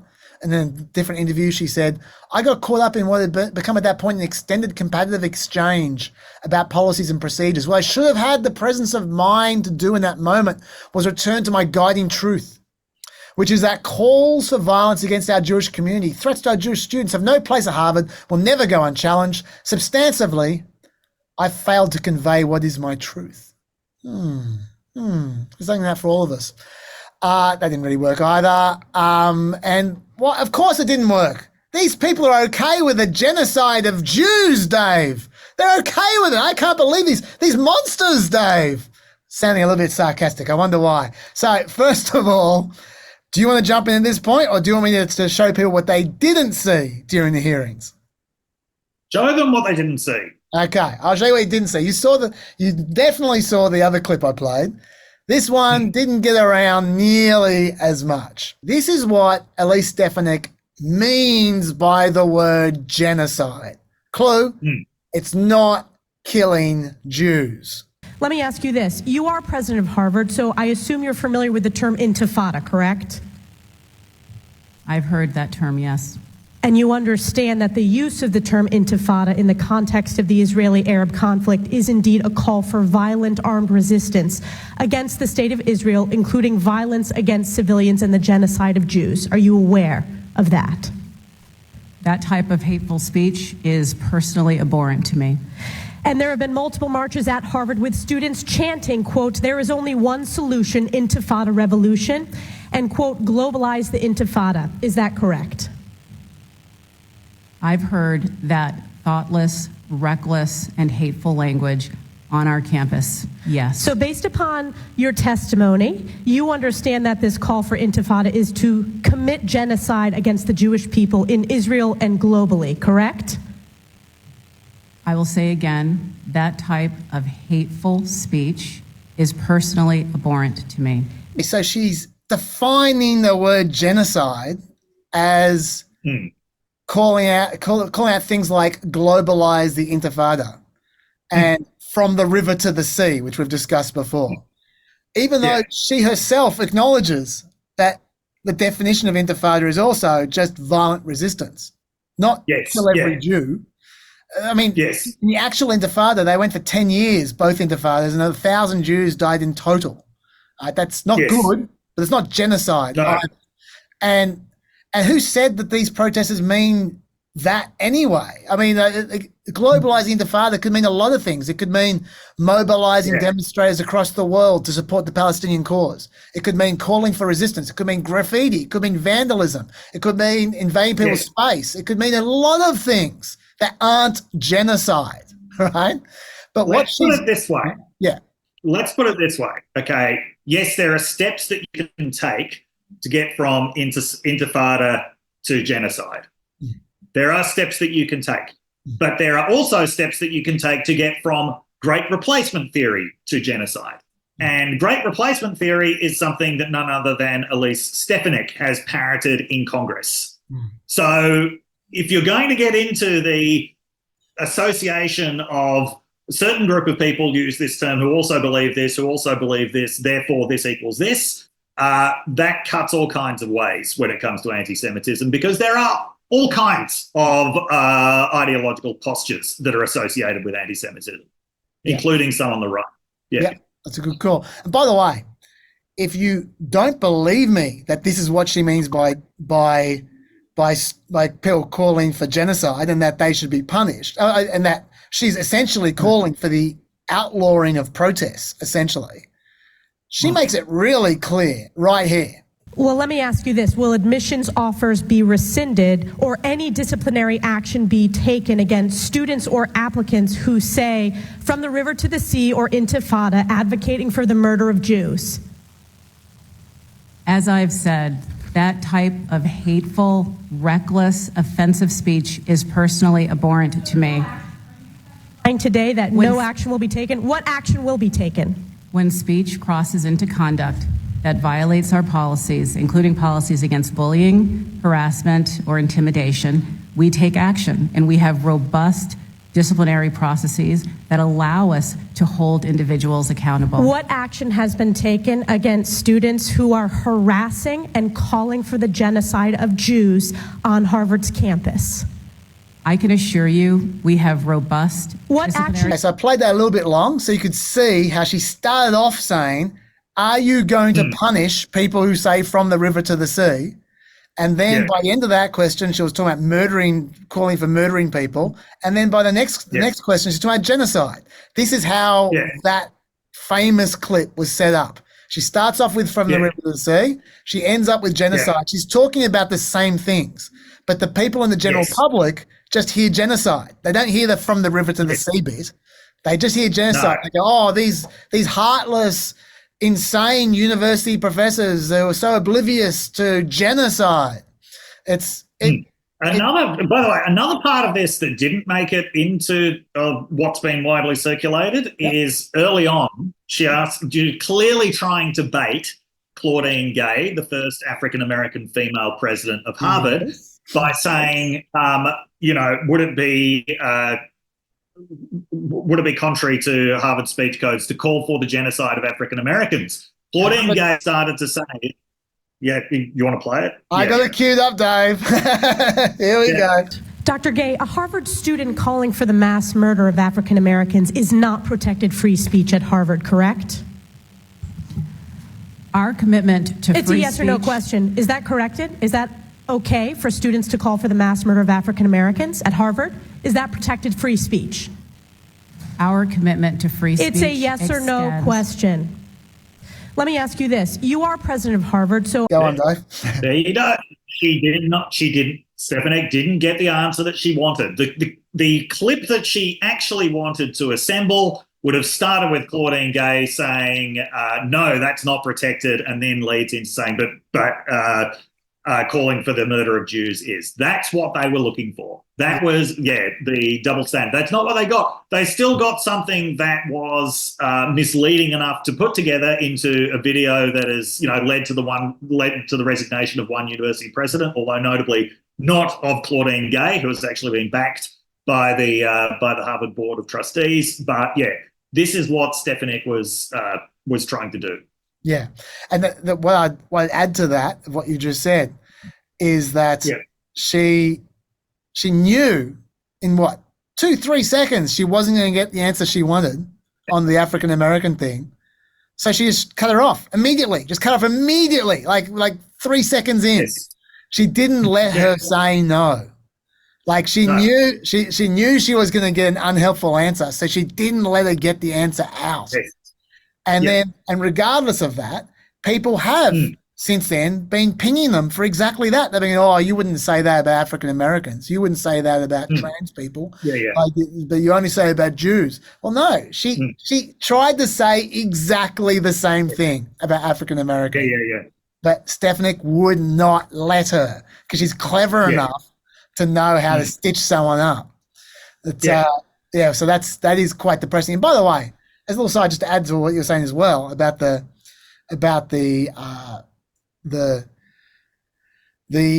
broad usage of the word genocide, like Stefanik would know that better than anyone, because Stefanik has expressed a concern about the fact that people say that Israelis are committing genocide right now.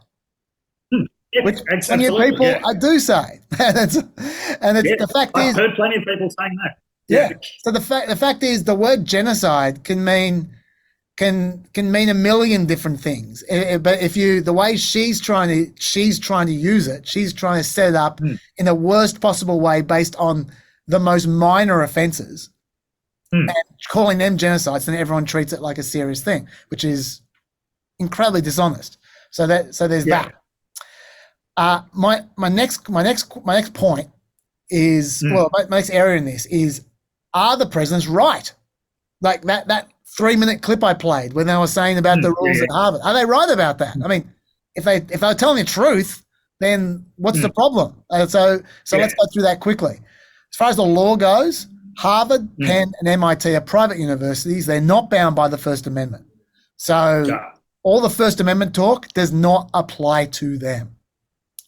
Freedom of speech does not apply to them. But they are required, as educational institutions that receive funds from the federal government, they are required to protect students against discriminatory harassment, including student-on-student peer harassment. Yes. So what we should do is we should look at their non-discrimination harassment policy and see if it achieves that, and see how that relates, because that's what they're talking about. This is the Harvard. Let's use the Harvard one as an example. This is their non-discrimination harassment policy. Discriminatory harassment is unwelcome and offensive conduct that is based on an individual group's protected status. You violate the policy when, quote, it is so severe or pervasive and objectively offensive that it creates a work, educational, or living environment that a reasonable person would consider intimidating, hostile, or abusive, and denies the individual an equal opportunity to participate in the benefits of the workplace or the institution's programs and activities. And the factors they cite that you should consider are frequency of the conduct, severity and pervasiveness of the conduct, whether it's physically threatening, the degree to which a conduct interfered with an employee's work performance or a student's academic performance, or ability to participate in or benefit from academic campus programs, the relationship between the alleged harasser and the subject or subjects of the harassment. All of them have basically the same policy, by the way. They're all based on Title 9 of the Education Amendments of 1972. Bottom line, what they say is right. That's a long form way of saying it depends on the context. Yes. It depends on the context, like they kept on saying. Yes. That is their policy, that's their actual policy. For talking about freedom of speech, it also depends on the context. So yes, what they said is not incorrect. No, it just wasn't well designed for the political theatre that was going on. And so they were apparently all advised by the same law firm on how to answer. They were all giving very legalistic answers, answers that wouldn't commit them to the mass expulsion of students. Yeah. But that was not well designed for that political theatre. Now, I don't know what else they could have done or should have done or would have done. There's no doubt that it looked very bad, especially the way that it was, that it was put together and broadcast. And there are good reasons why people are very upset about it. But this was all because of the way that it was set up. Totally. Yeah. And I should also say that there is a context, a greater context here as well, which is there are a lot of anti-Semitic incidents at universities. Absolutely. Yeah. And in fact, on the same day that this happened, there were two Jewish students filing a lawsuit listing more than 100 anti-Semitic incidents on the campus at Penn since 2015. Yeah. And alleging the university's done essentially nothing to punish those involved. So there is a context here. And Josh Shapiro, the governor of Pennsylvania, who was also very angry with McGill before she was sacked, he said his problem with her was not just what happened in the hearing, but the fact that she's done nothing to address the atmosphere on campus since before October 7th. He said that anti-Semitism has been an issue there for a long time. So there is a context, we should say, as well. Yes, yeah. And look, there are a lot of Jewish people saying that they feel unsafe on campuses and in other environments. And, that has to be taken seriously. Yeah. Part of the other context for this, though, is the right-wing obsession with elite universities, right? So whatever the problems are, they're a lot broader than just the universities that members of Congress went to, okay? Like Elise Stefanik, who was actually on some kind of advisory board for Harvard. She got kicked off for refusing to accept the results of the 2020 election, and she has been wanting to exact a measure of revenge since then. And she's now clearly pretty pissed off about the fact that she didn't get what she wanted, which was Claudine Gay's resignation. Not only does this reflect the congressional and media obsession with elite universities as if there's nothing else going on in the 6,000 institutions of higher education in the United States, 5,992 of which are not part of the Ivy League. But Paul Musgrave, in his very good Substack, he's a political scientist at UMass Amherst, pointed out this should have actually been looked at as basically a capital strike against universities. That these elite private universities, they have vast amounts of money in endowments and donations. Donors have worked out, right-wing donors have worked out the political power of donations, and this is just an extension of what's been going on for a long time. The reason why McGill is the one who actually went down is because she had actually been in conflict with Penn donors for a long time before this. This was basically waiting to happen. Claudine Gay hasn't been at Harvard for very long and hasn't actually earned that much animus of this group, although I'm sure she will. And Sally Kornbluth, the MIT board immediately came out and said, no, fuck off. She's fine. She's doing a good job. We're keeping her. So It's the particular dynamics of the capital strike that went on at Penn. And this is another one of the pathologies of these universities. What the fuck is anyone doing donating $100 million to a university that is already as rich as the University of Pennsylvania? Yeah. Imagine what else you could do with that money just in the educational space, right? Imagine how many other educational institutions would marginally benefit so much more from a $100 million donation. There was a very good article about this. I can't remember who wrote this a few years ago, about when David Geffen gave a vast donation to the UCLA's medical school.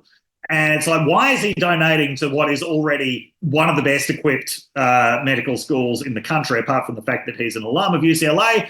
And his reason was he wanted to make sure that UCLA maintained its #1 ranking. Like, how does that matter?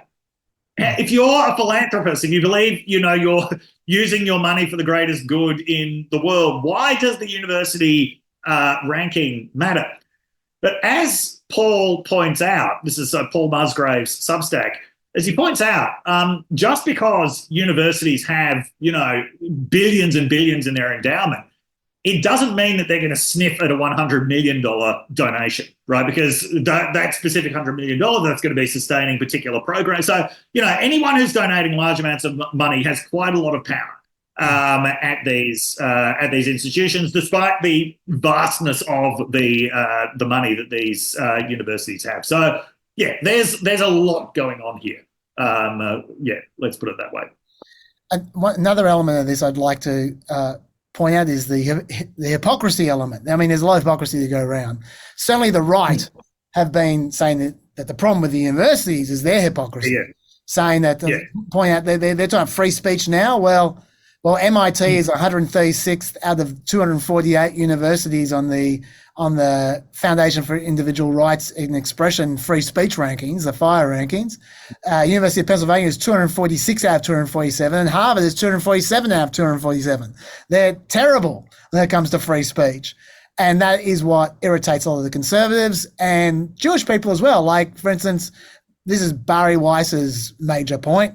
Last year, Harvard told students in a mandatory training session that using the wrong pronouns for a person constitutes abuse.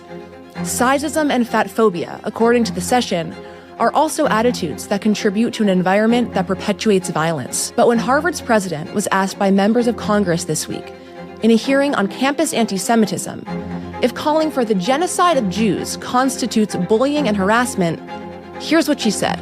It can be, depending on the context.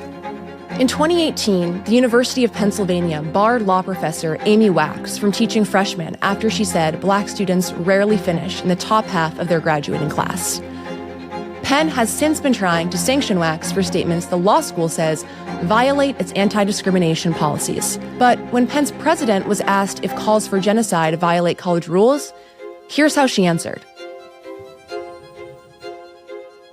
If the speech turns into conduct, it can be harassment, yes. And Elise Stefanik herself has also been concerned about this kind of hypocrisy. She wrote an op-ed saying, where was Harvard's concern for free speech when it disinvited feminist philosopher Devin Buckley from a colloquium on campus last year because of her views on transgender issues? Where was its concern for free speech in 2020 when it revoked conservative activist Karl Kashev's acceptance because of social media posts he made as a 16-year-old? Or in 2017 when it revoked admission for 10 incoming freshmen who shared offensive memes on Facebook? Number one, they're worried about their harassment policy, not freedom of speech, because that's part of the university. But secondly, she's a hypocrite as well. Her ACLU rating for civil liberties is 34%. It's pathetic.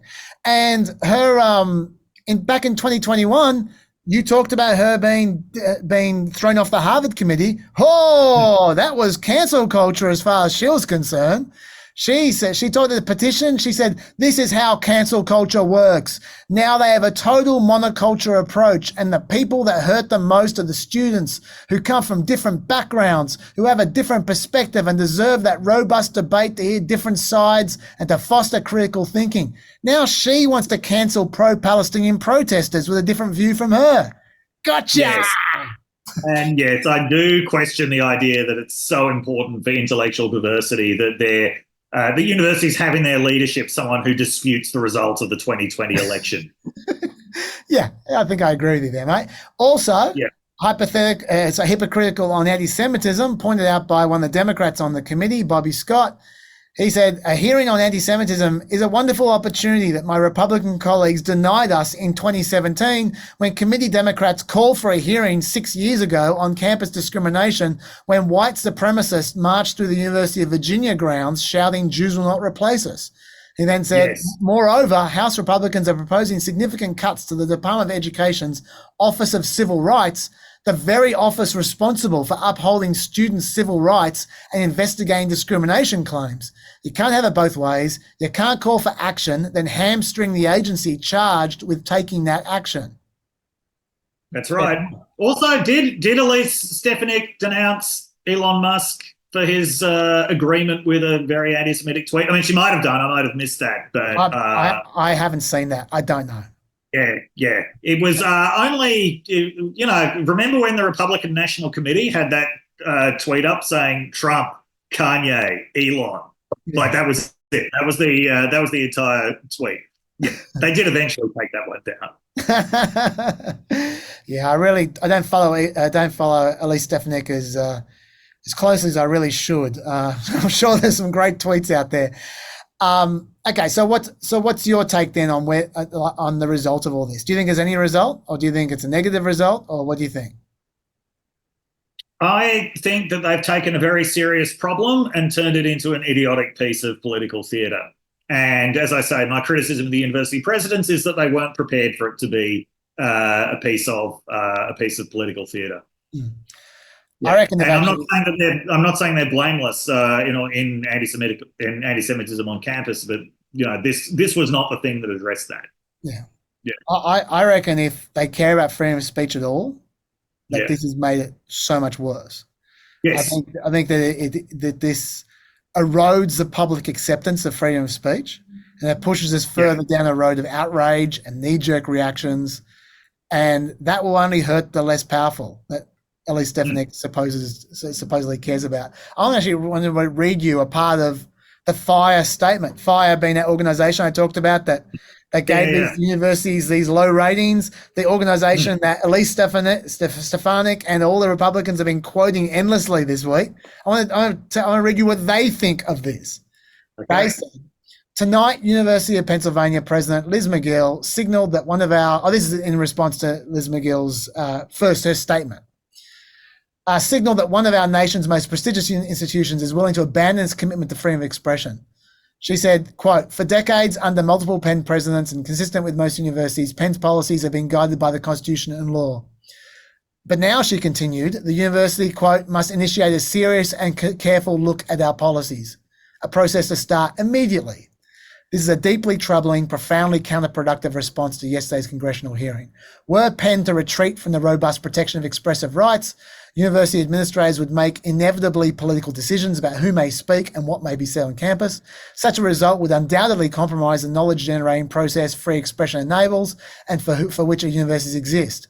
Dissenting and unpopular speech, whether pro-Israeli or pro-Palestinian, conservative or liberal, will be silenced. Conservatives like Rep. Elise Stefanik should ask themselves, do you honestly believe this rule won't be weaponized to ban an Israeli cabinet official from speaking at Penn? An Israeli Defense Force soldier? The power to censor always invites abuse and never stays cabined. The intended targets for these codes will not be the actual casualties, and Penn students, faculty, alumni, and donors will come to regret the day they ever entrusted campus bureaucrats with the power to police speech on campus. Now, I disagree with them a little bit because I think that day came a long time ago. I don't think it came today. But I agree with their sentiment at the very least. And I think it's worth quoting because these are the guys that the Republicans are citing. So they're not a big fan of what's been happening. And the other person I want to quote is from Washington Post. I want to quote an article from Claire O. Finkelstein, who is a member of Penn's Open Expression Committee and chair of the Law School's Committee on Academic Freedom. I want to read what she has to say. Though open expression and academic freedom are critically important values in higher education, there are other values that universities must promote as well. For example, encouraging civil dialogue across differences, cultivating critical listening skills, developing the skills to build community relationships, promoting the ability to engage in moral reflection and building resilience in the face of challenge. These normative skills cannot be taught effectively in an environment where students and faculty are hurling calls at one another for the elimination of ethnic, religious, or racial subgroups. Universities must also consider their obligations to the broader society as they prepare young people to assume responsibilities in public life. What values do university presidents think are most important to prepare leaders in democracy? The ability to shout intemperate slogans? Or the ability to engage in reasoned dialogue with people who have moral and political differences? Is it any surprise that students educated in an environment of anti-Semitism would behave as anti-Semites in their adult lives? Like all skills, students will become expert at that which they practice most. Privileging free speech on campus relative to other values emphasizes skills that pose the greatest challenge to our democracy and fails to cultivate the skills democratic societies most need. The crisis of anti-Semitism in our universities mirrors the crisis in our democracy. Isn't it time for university presidents to rethink the role that open expression and academic freedom play in the educational mission of their institutions? So that's someone whose job it is to advocate for free expression, who is explicitly saying, let's not talk about free expression anymore. Let's worry about hurting people's feelings. That is the direct result of this bullshit. And so I think it makes things so much worse. I hate it. Anything else to say, Dave? Nothing to add. Okay, all right. I was going to talk about the COP28, we just don't have the time, so I'm just going to do a stats nugget on the key stats. Stats nugget, woo! All right.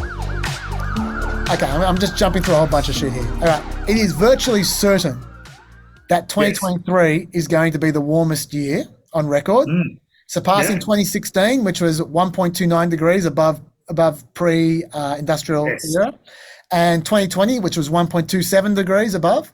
The past 9 years, from 2015 to 2023, will be the 9 warmest years on record. By the end of the year, some data sets, and I say some because they all have different measures of the pre-industrial era, the starting point.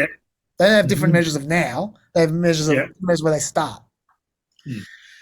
By the end of the year, some data sets appear like they're going to show the Earth's temperature to be on average over 1.5 degrees Celsius above pre-industrial temperatures. Like, that's what we're going for, 1.5 degrees. We're over it this year, according to some measures. Now, to be clear, that doesn't mean we're over it every year. This is a particularly warm year. Like, even by the standards of now, this is a particularly warm year, and you shouldn't expect it to keep getting warmer every single year, if that's what you're thinking. A bit of local data. It's nearly 6 p.m. in Sydney, and it's still 36 degrees There today. you go. There you go. There's the proof. It's a pretty warm year. Yeah, pretty warm day, in fact, to be It's a very warm day. Yes, this day does not help. But it was before this year. It was 1.1 degrees above the pre-industrial average on average at the moment. Yeah.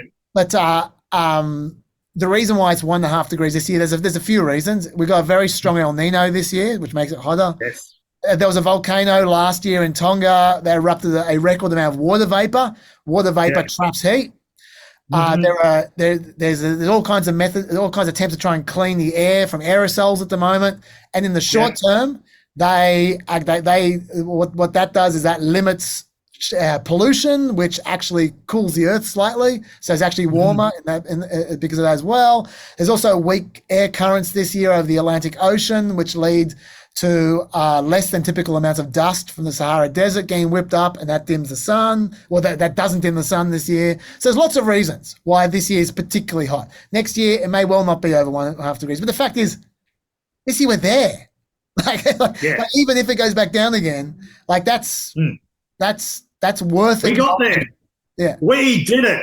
Yeah, go team. Nothing can ever take that away from us. Yeah. So that's worth acknowledging. On the other hand, it's also worth acknowledging that even that emissions of heat trapping gases are rising more slowly than projected in the past.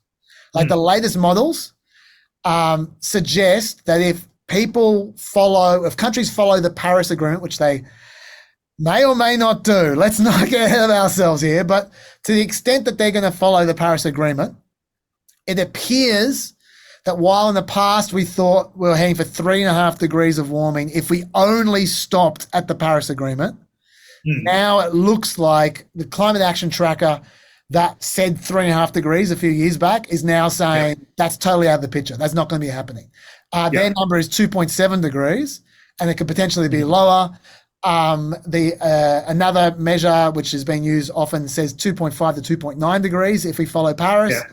Now, that's still a lot. I'm not saying that's nothing. What I'm saying is, there's at least good news. It's not as bad as we thought it was in the long run. But we are going up quite quickly at the same time. So it's mixed news. It's mixed news. And anyway, I want to go on a bit about the COP28, but I won't do that because bottom line, the pledges don't matter as much as people following them. So it's something you want to look back on rather than actually at the actual event. But I just wanted to just do a stats nugget on the actual temperatures right now. So that's that. Dave, you want to talk about the Texas abortion case? Yeah, this is a very depressing case. And so there have been lawsuits that have been mounted before against Texas, and the response of the Texas government has been, well, why aren't you suing your doctors if you can't get an abortion? Why are you suing us? We've got exemptions. What it took to actually get this to the courts was for somebody to be willing to be a plaintiff while having a pregnancy that needed to be terminated. And so the woman in question, the baby, if it was live born, would not have survived for more than an hour outside the womb. It was Go on. Yeah, it was a condition that was certain death. The only question was when, and so the Texas exemption says it's very, very restrictive. If it's a threat to the mother's life or to the functioning of a body part. Now, this wouldn't have been a life-threatening thing, but this definitely would have been a threat to the mother's fertility. In fact, this is not somebody who had an unwanted pregnancy. This is somebody who wanted to be pregnant, who wants to be a mother, but this particular pregnancy is not going to result in a live child, and it's going to threaten her future fertility, her future ability to have children. So that's what this is about. But and so there was a can I jump in for a second? Then you talk about what happened after that. I just need to just add a bit more detail on what you got there just to set the scene.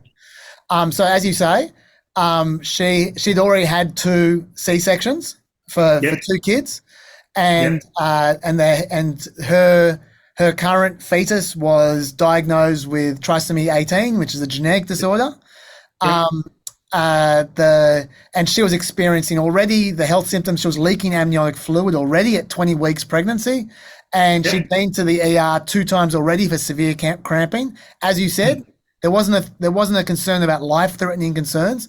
What there was a concern about, though, was that her uterus could literally tear itself open along her C-section scar, because she'd already had 2 C-sections, and if she was giving birth, that could well happen.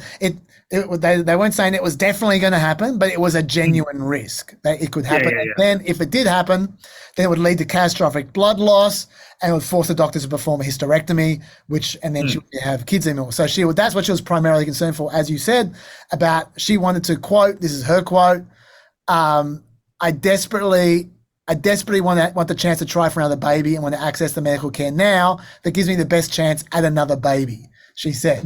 And I just want to look, what you said was rough. It was roughly correct, but I've just got the actual numbers in front of me, so I might as well use them. It's not true to say the baby had no chance of survival. It had about 5% chance of being born. As you say, Dave, there's only a 10% chance of that baby surviving the first year after it's born. So if you do the maths, that means a 0.5% chance of the fetus surviving past its first year. I just want to just to be clear, if it's in that 0.5% of a chance, they actually can live reasonable lives. And there's some kids with trisomy 18 have lived to be in their 40s. Rick Santorum's daughter is 15 right now. Bella Santorum has trisomy 18, and she's doing okay. But it's just such a tiny chance. And this woman was running a significant risk of infertility. So that's the background. Okay, so then you're going on from there? Okay, no, those are important qualifications. So she got, District Court Judge Maya Guerra Gamble last Thursday issued a restraining order that would have allowed her to have an abortion in Texas. This got an immediate reaction from Ken Paxton, who was the Attorney General, basically threatening any hospital that it could have happened at, saying that they would be liable potentially for felony prosecutions if they actually allowed it. Now, this is exactly what the pro-choice side actually warned about, that you have a government official, the Attorney General of Texas, Ken Paxton, a man even by the standards of state attorney generals who is uniquely prone to attention-grabbing political stunts. He's now basically your doctor. He's making medical decisions for you. This is exactly what they warned about in terms of it's no longer a decision between you and your doctor. You now literally have a representative of the government in the room as well. That is what happened. He was threatening healthcare providers over this. Then so she saw the way that the wind was blowing. She left the state of Texas in order to get an abortion, which was the correct choice, because the Texas Supreme Court then ruled, no, this doesn't fall under our exemptions. That's an important ruling because it basically tells you nothing is going to fall under their exemptions. Yep, that's true. Like nothing. It's actually hard to imagine even a life-threatening situation where there wouldn't be someone making an argument that, oh, no, it's not really life-threatening. Yeah. I'm going to go into more detail with these laws because it's actually even worse. It's pretty bad. This is pretty dire, as you said. What Ken Paxton did with his threatening of the hospitals was particularly noxious, because what he did was he made the point to them, as Dave said, he didn't say anything to the judge. All he did was send 3 threatening letters to 3 Houston area hospitals where she was, and he just said to them, that temporary restraining order that we got, that lady got, which restraining the government from enforcing the law, that's what she got from the first court. So that's temporary. They're not going to last forever. After it's finished, we can enforce it in hindsight. So we can then get you for abortion. The limitation will last longer than the TRO. Is exactly what it is. Yes, exactly. And then because that's a particularly lawless way of enforcing it. Going, I don't care about your law because we're going to get you anyway, even though you think you have the law on your side. And he also made the point that the restraining order was against the government. It wasn't against all the punters. Remember, Texas had that stupid law that was superseded, where people could sue any random person could sue a doctor who performed an abortion. He said, well, restraining order doesn't stop them. They can all sue you anyway. So that's the first thing. He made it impossible for the hospital to perform an abortion without taking a massive risk of going bankrupt. That's the first thing. The second thing is he explicitly second-guessed the judgment of the doctor. I've got the quote from him here. He says, while Ms. Cox alleges the C-section at full term would make subsequent pregnancies higher risk, she and her doctor plead no facts suggesting a subsequent pregnancy would place Ms. Cox at risk of death or result in a serious risk of substantial impairment of a major bodily function, he said. Well, they did do that. He just ignored them. Right? What the Texas Supreme Court said was even worse, in that just create extreme uncertainty. Now, let me just read you the exact wording of the law before I talk about that.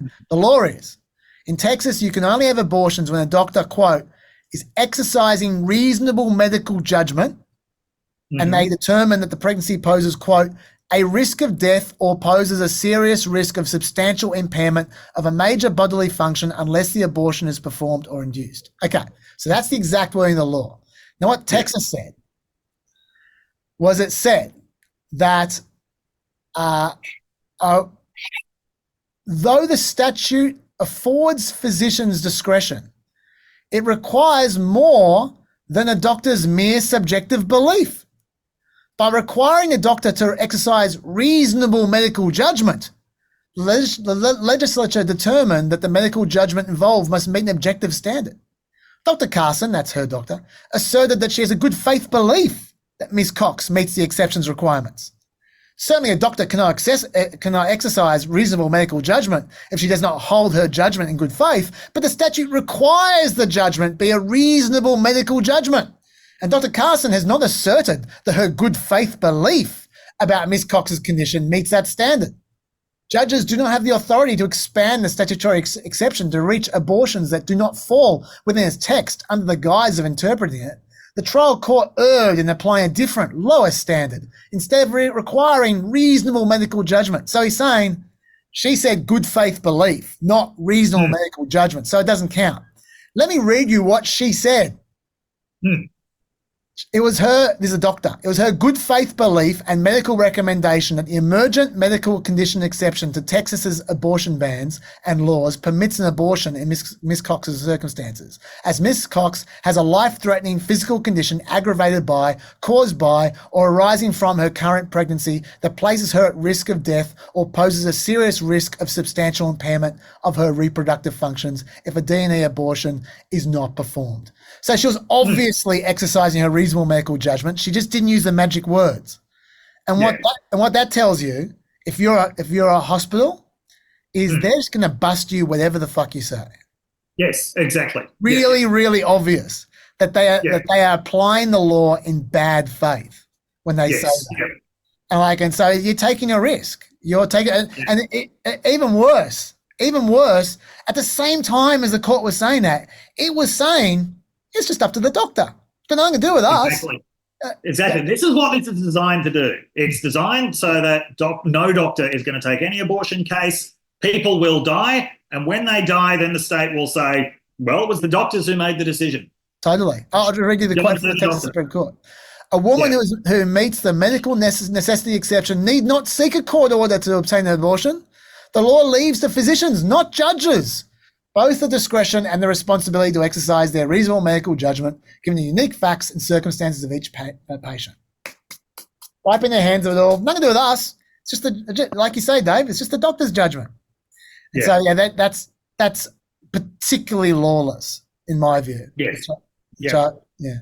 And well, something's worth noting. Texas is one of the only states that has partisan elections for Supreme Court justices. Yeah. Yes. I mean, there are a few that we've come across before, but Texas is one of them. And Texas Republicans feel uniquely insulated from basically any political consequences of what they do because of their control over the legislature. So, it's a shitty state of affairs. This is why you need something like Roe versus Wade. Yeah. Although, I mean, what this does do, though, is that this, like, Texas, if they continue down this road, they're going to create endless stories for the pro-choice side to use for national legislation somewhere down the track.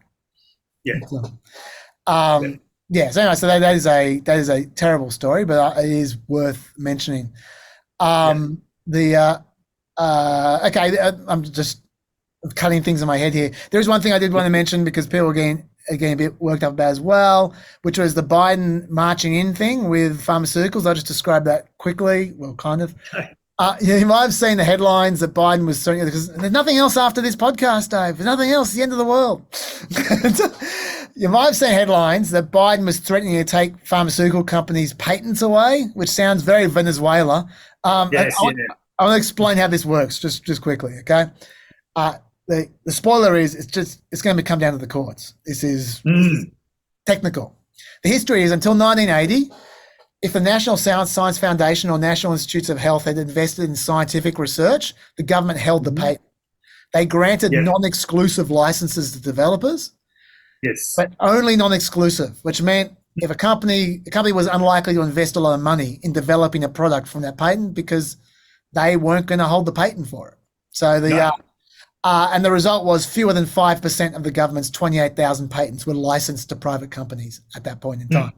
So then in 1980, Bob Dole and Birch Bayh co-sponsored what became known as the Bayh-Dole Act. It was allowing universities, nonprofits, and small businesses to patent federally funded inventions. That was then expanded to all federal contractors.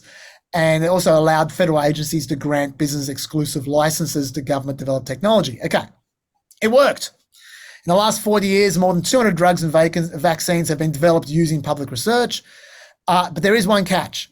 It explicitly says that federal agencies retain the right to, quote, march in and suspend exclusive patents if companies haven't brought a product to market or made sure it was made available on reasonable terms, they say.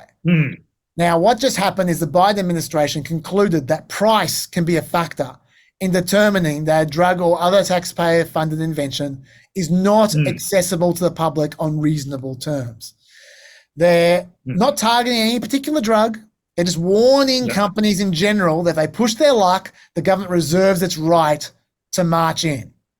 Yes. Can Biden do this? Well, for the first 17 years, from 1980 to 1997, no one even tried to do this. Then the first person to try was Birch Bayh himself, who, when he was a lobbyist, he tried to, on behalf of a lobby client, get the government to march in because a patent holder was charging unreasonably high royalties for a medical device. It was used in bone marrow transplants.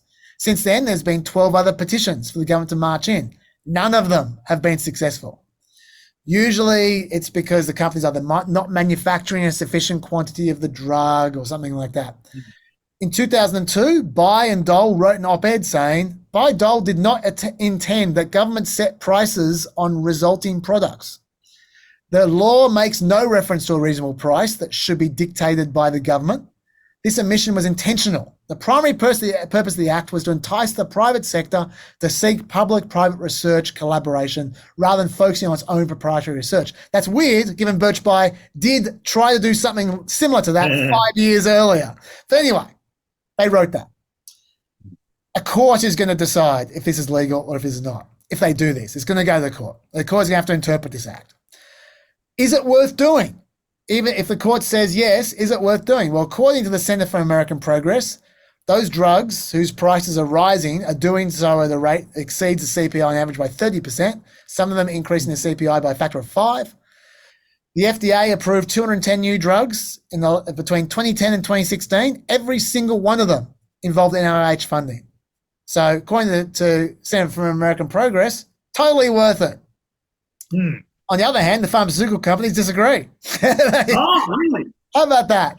They have their own study. They analyzed a group of 361 drugs approved by the FDA between 2011 and 2020. They found 92% of them wouldn't even be eligible. That's what they say.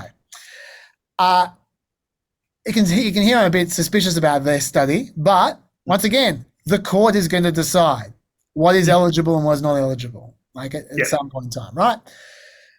Let's assume the court decides it's okay, and let's assume the court says you can go for it. Will it kill research and development? Because that's the argument people make. That's the argument they always make.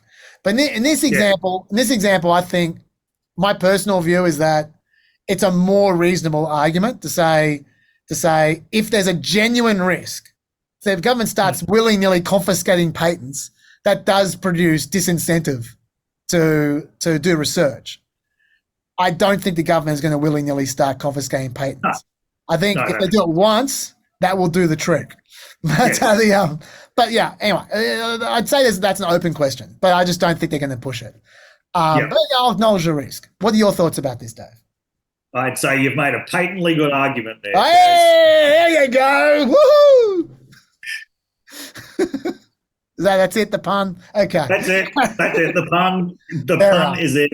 Okay, look, we've done enough. We've gone forever. Yeah, we've gone on for so long that I've descended into the dad joke zone. So yeah, we're pretty close to the end of next year already on this podcast. So we should wrap it up. I didn't even get into any Ukraine stuff. I I just wanted to say, I don't want to talk about the issue, that's something I don't know much about. I have said this to some of our commenters. We had a few commenters saying, you guys don't know a huge amount of Ukraine. It's true, we don't. You can't know everything about everything. It takes a lot of reading. It took me 2 months of reading to really work out what the hell was going on in Israel. I just haven't done enough reading on Ukraine. It's complicated. It's in a foreign language, and so that's the reason why I don't talk about it very much, because I don't like talking about things I don't really understand. The reason I'm bringing this up now is just to say, number one, I acknowledge we didn't talk about it, even though it was a big story this week. There's a full interview on Planet America's Facebook page if you're interested, with someone who does know what they're talking about.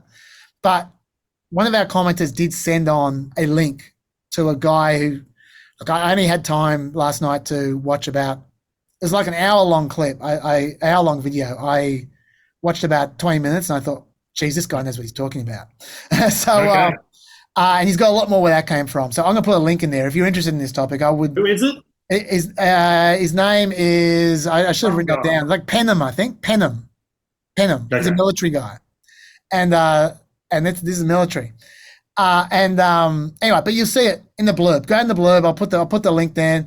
You can watch. I can't guarantee this guy's great, but just my gut instinct was I want to hear more from this guy. He seems to be quite reasonable. So that might interest you. Might not if you're interested in that.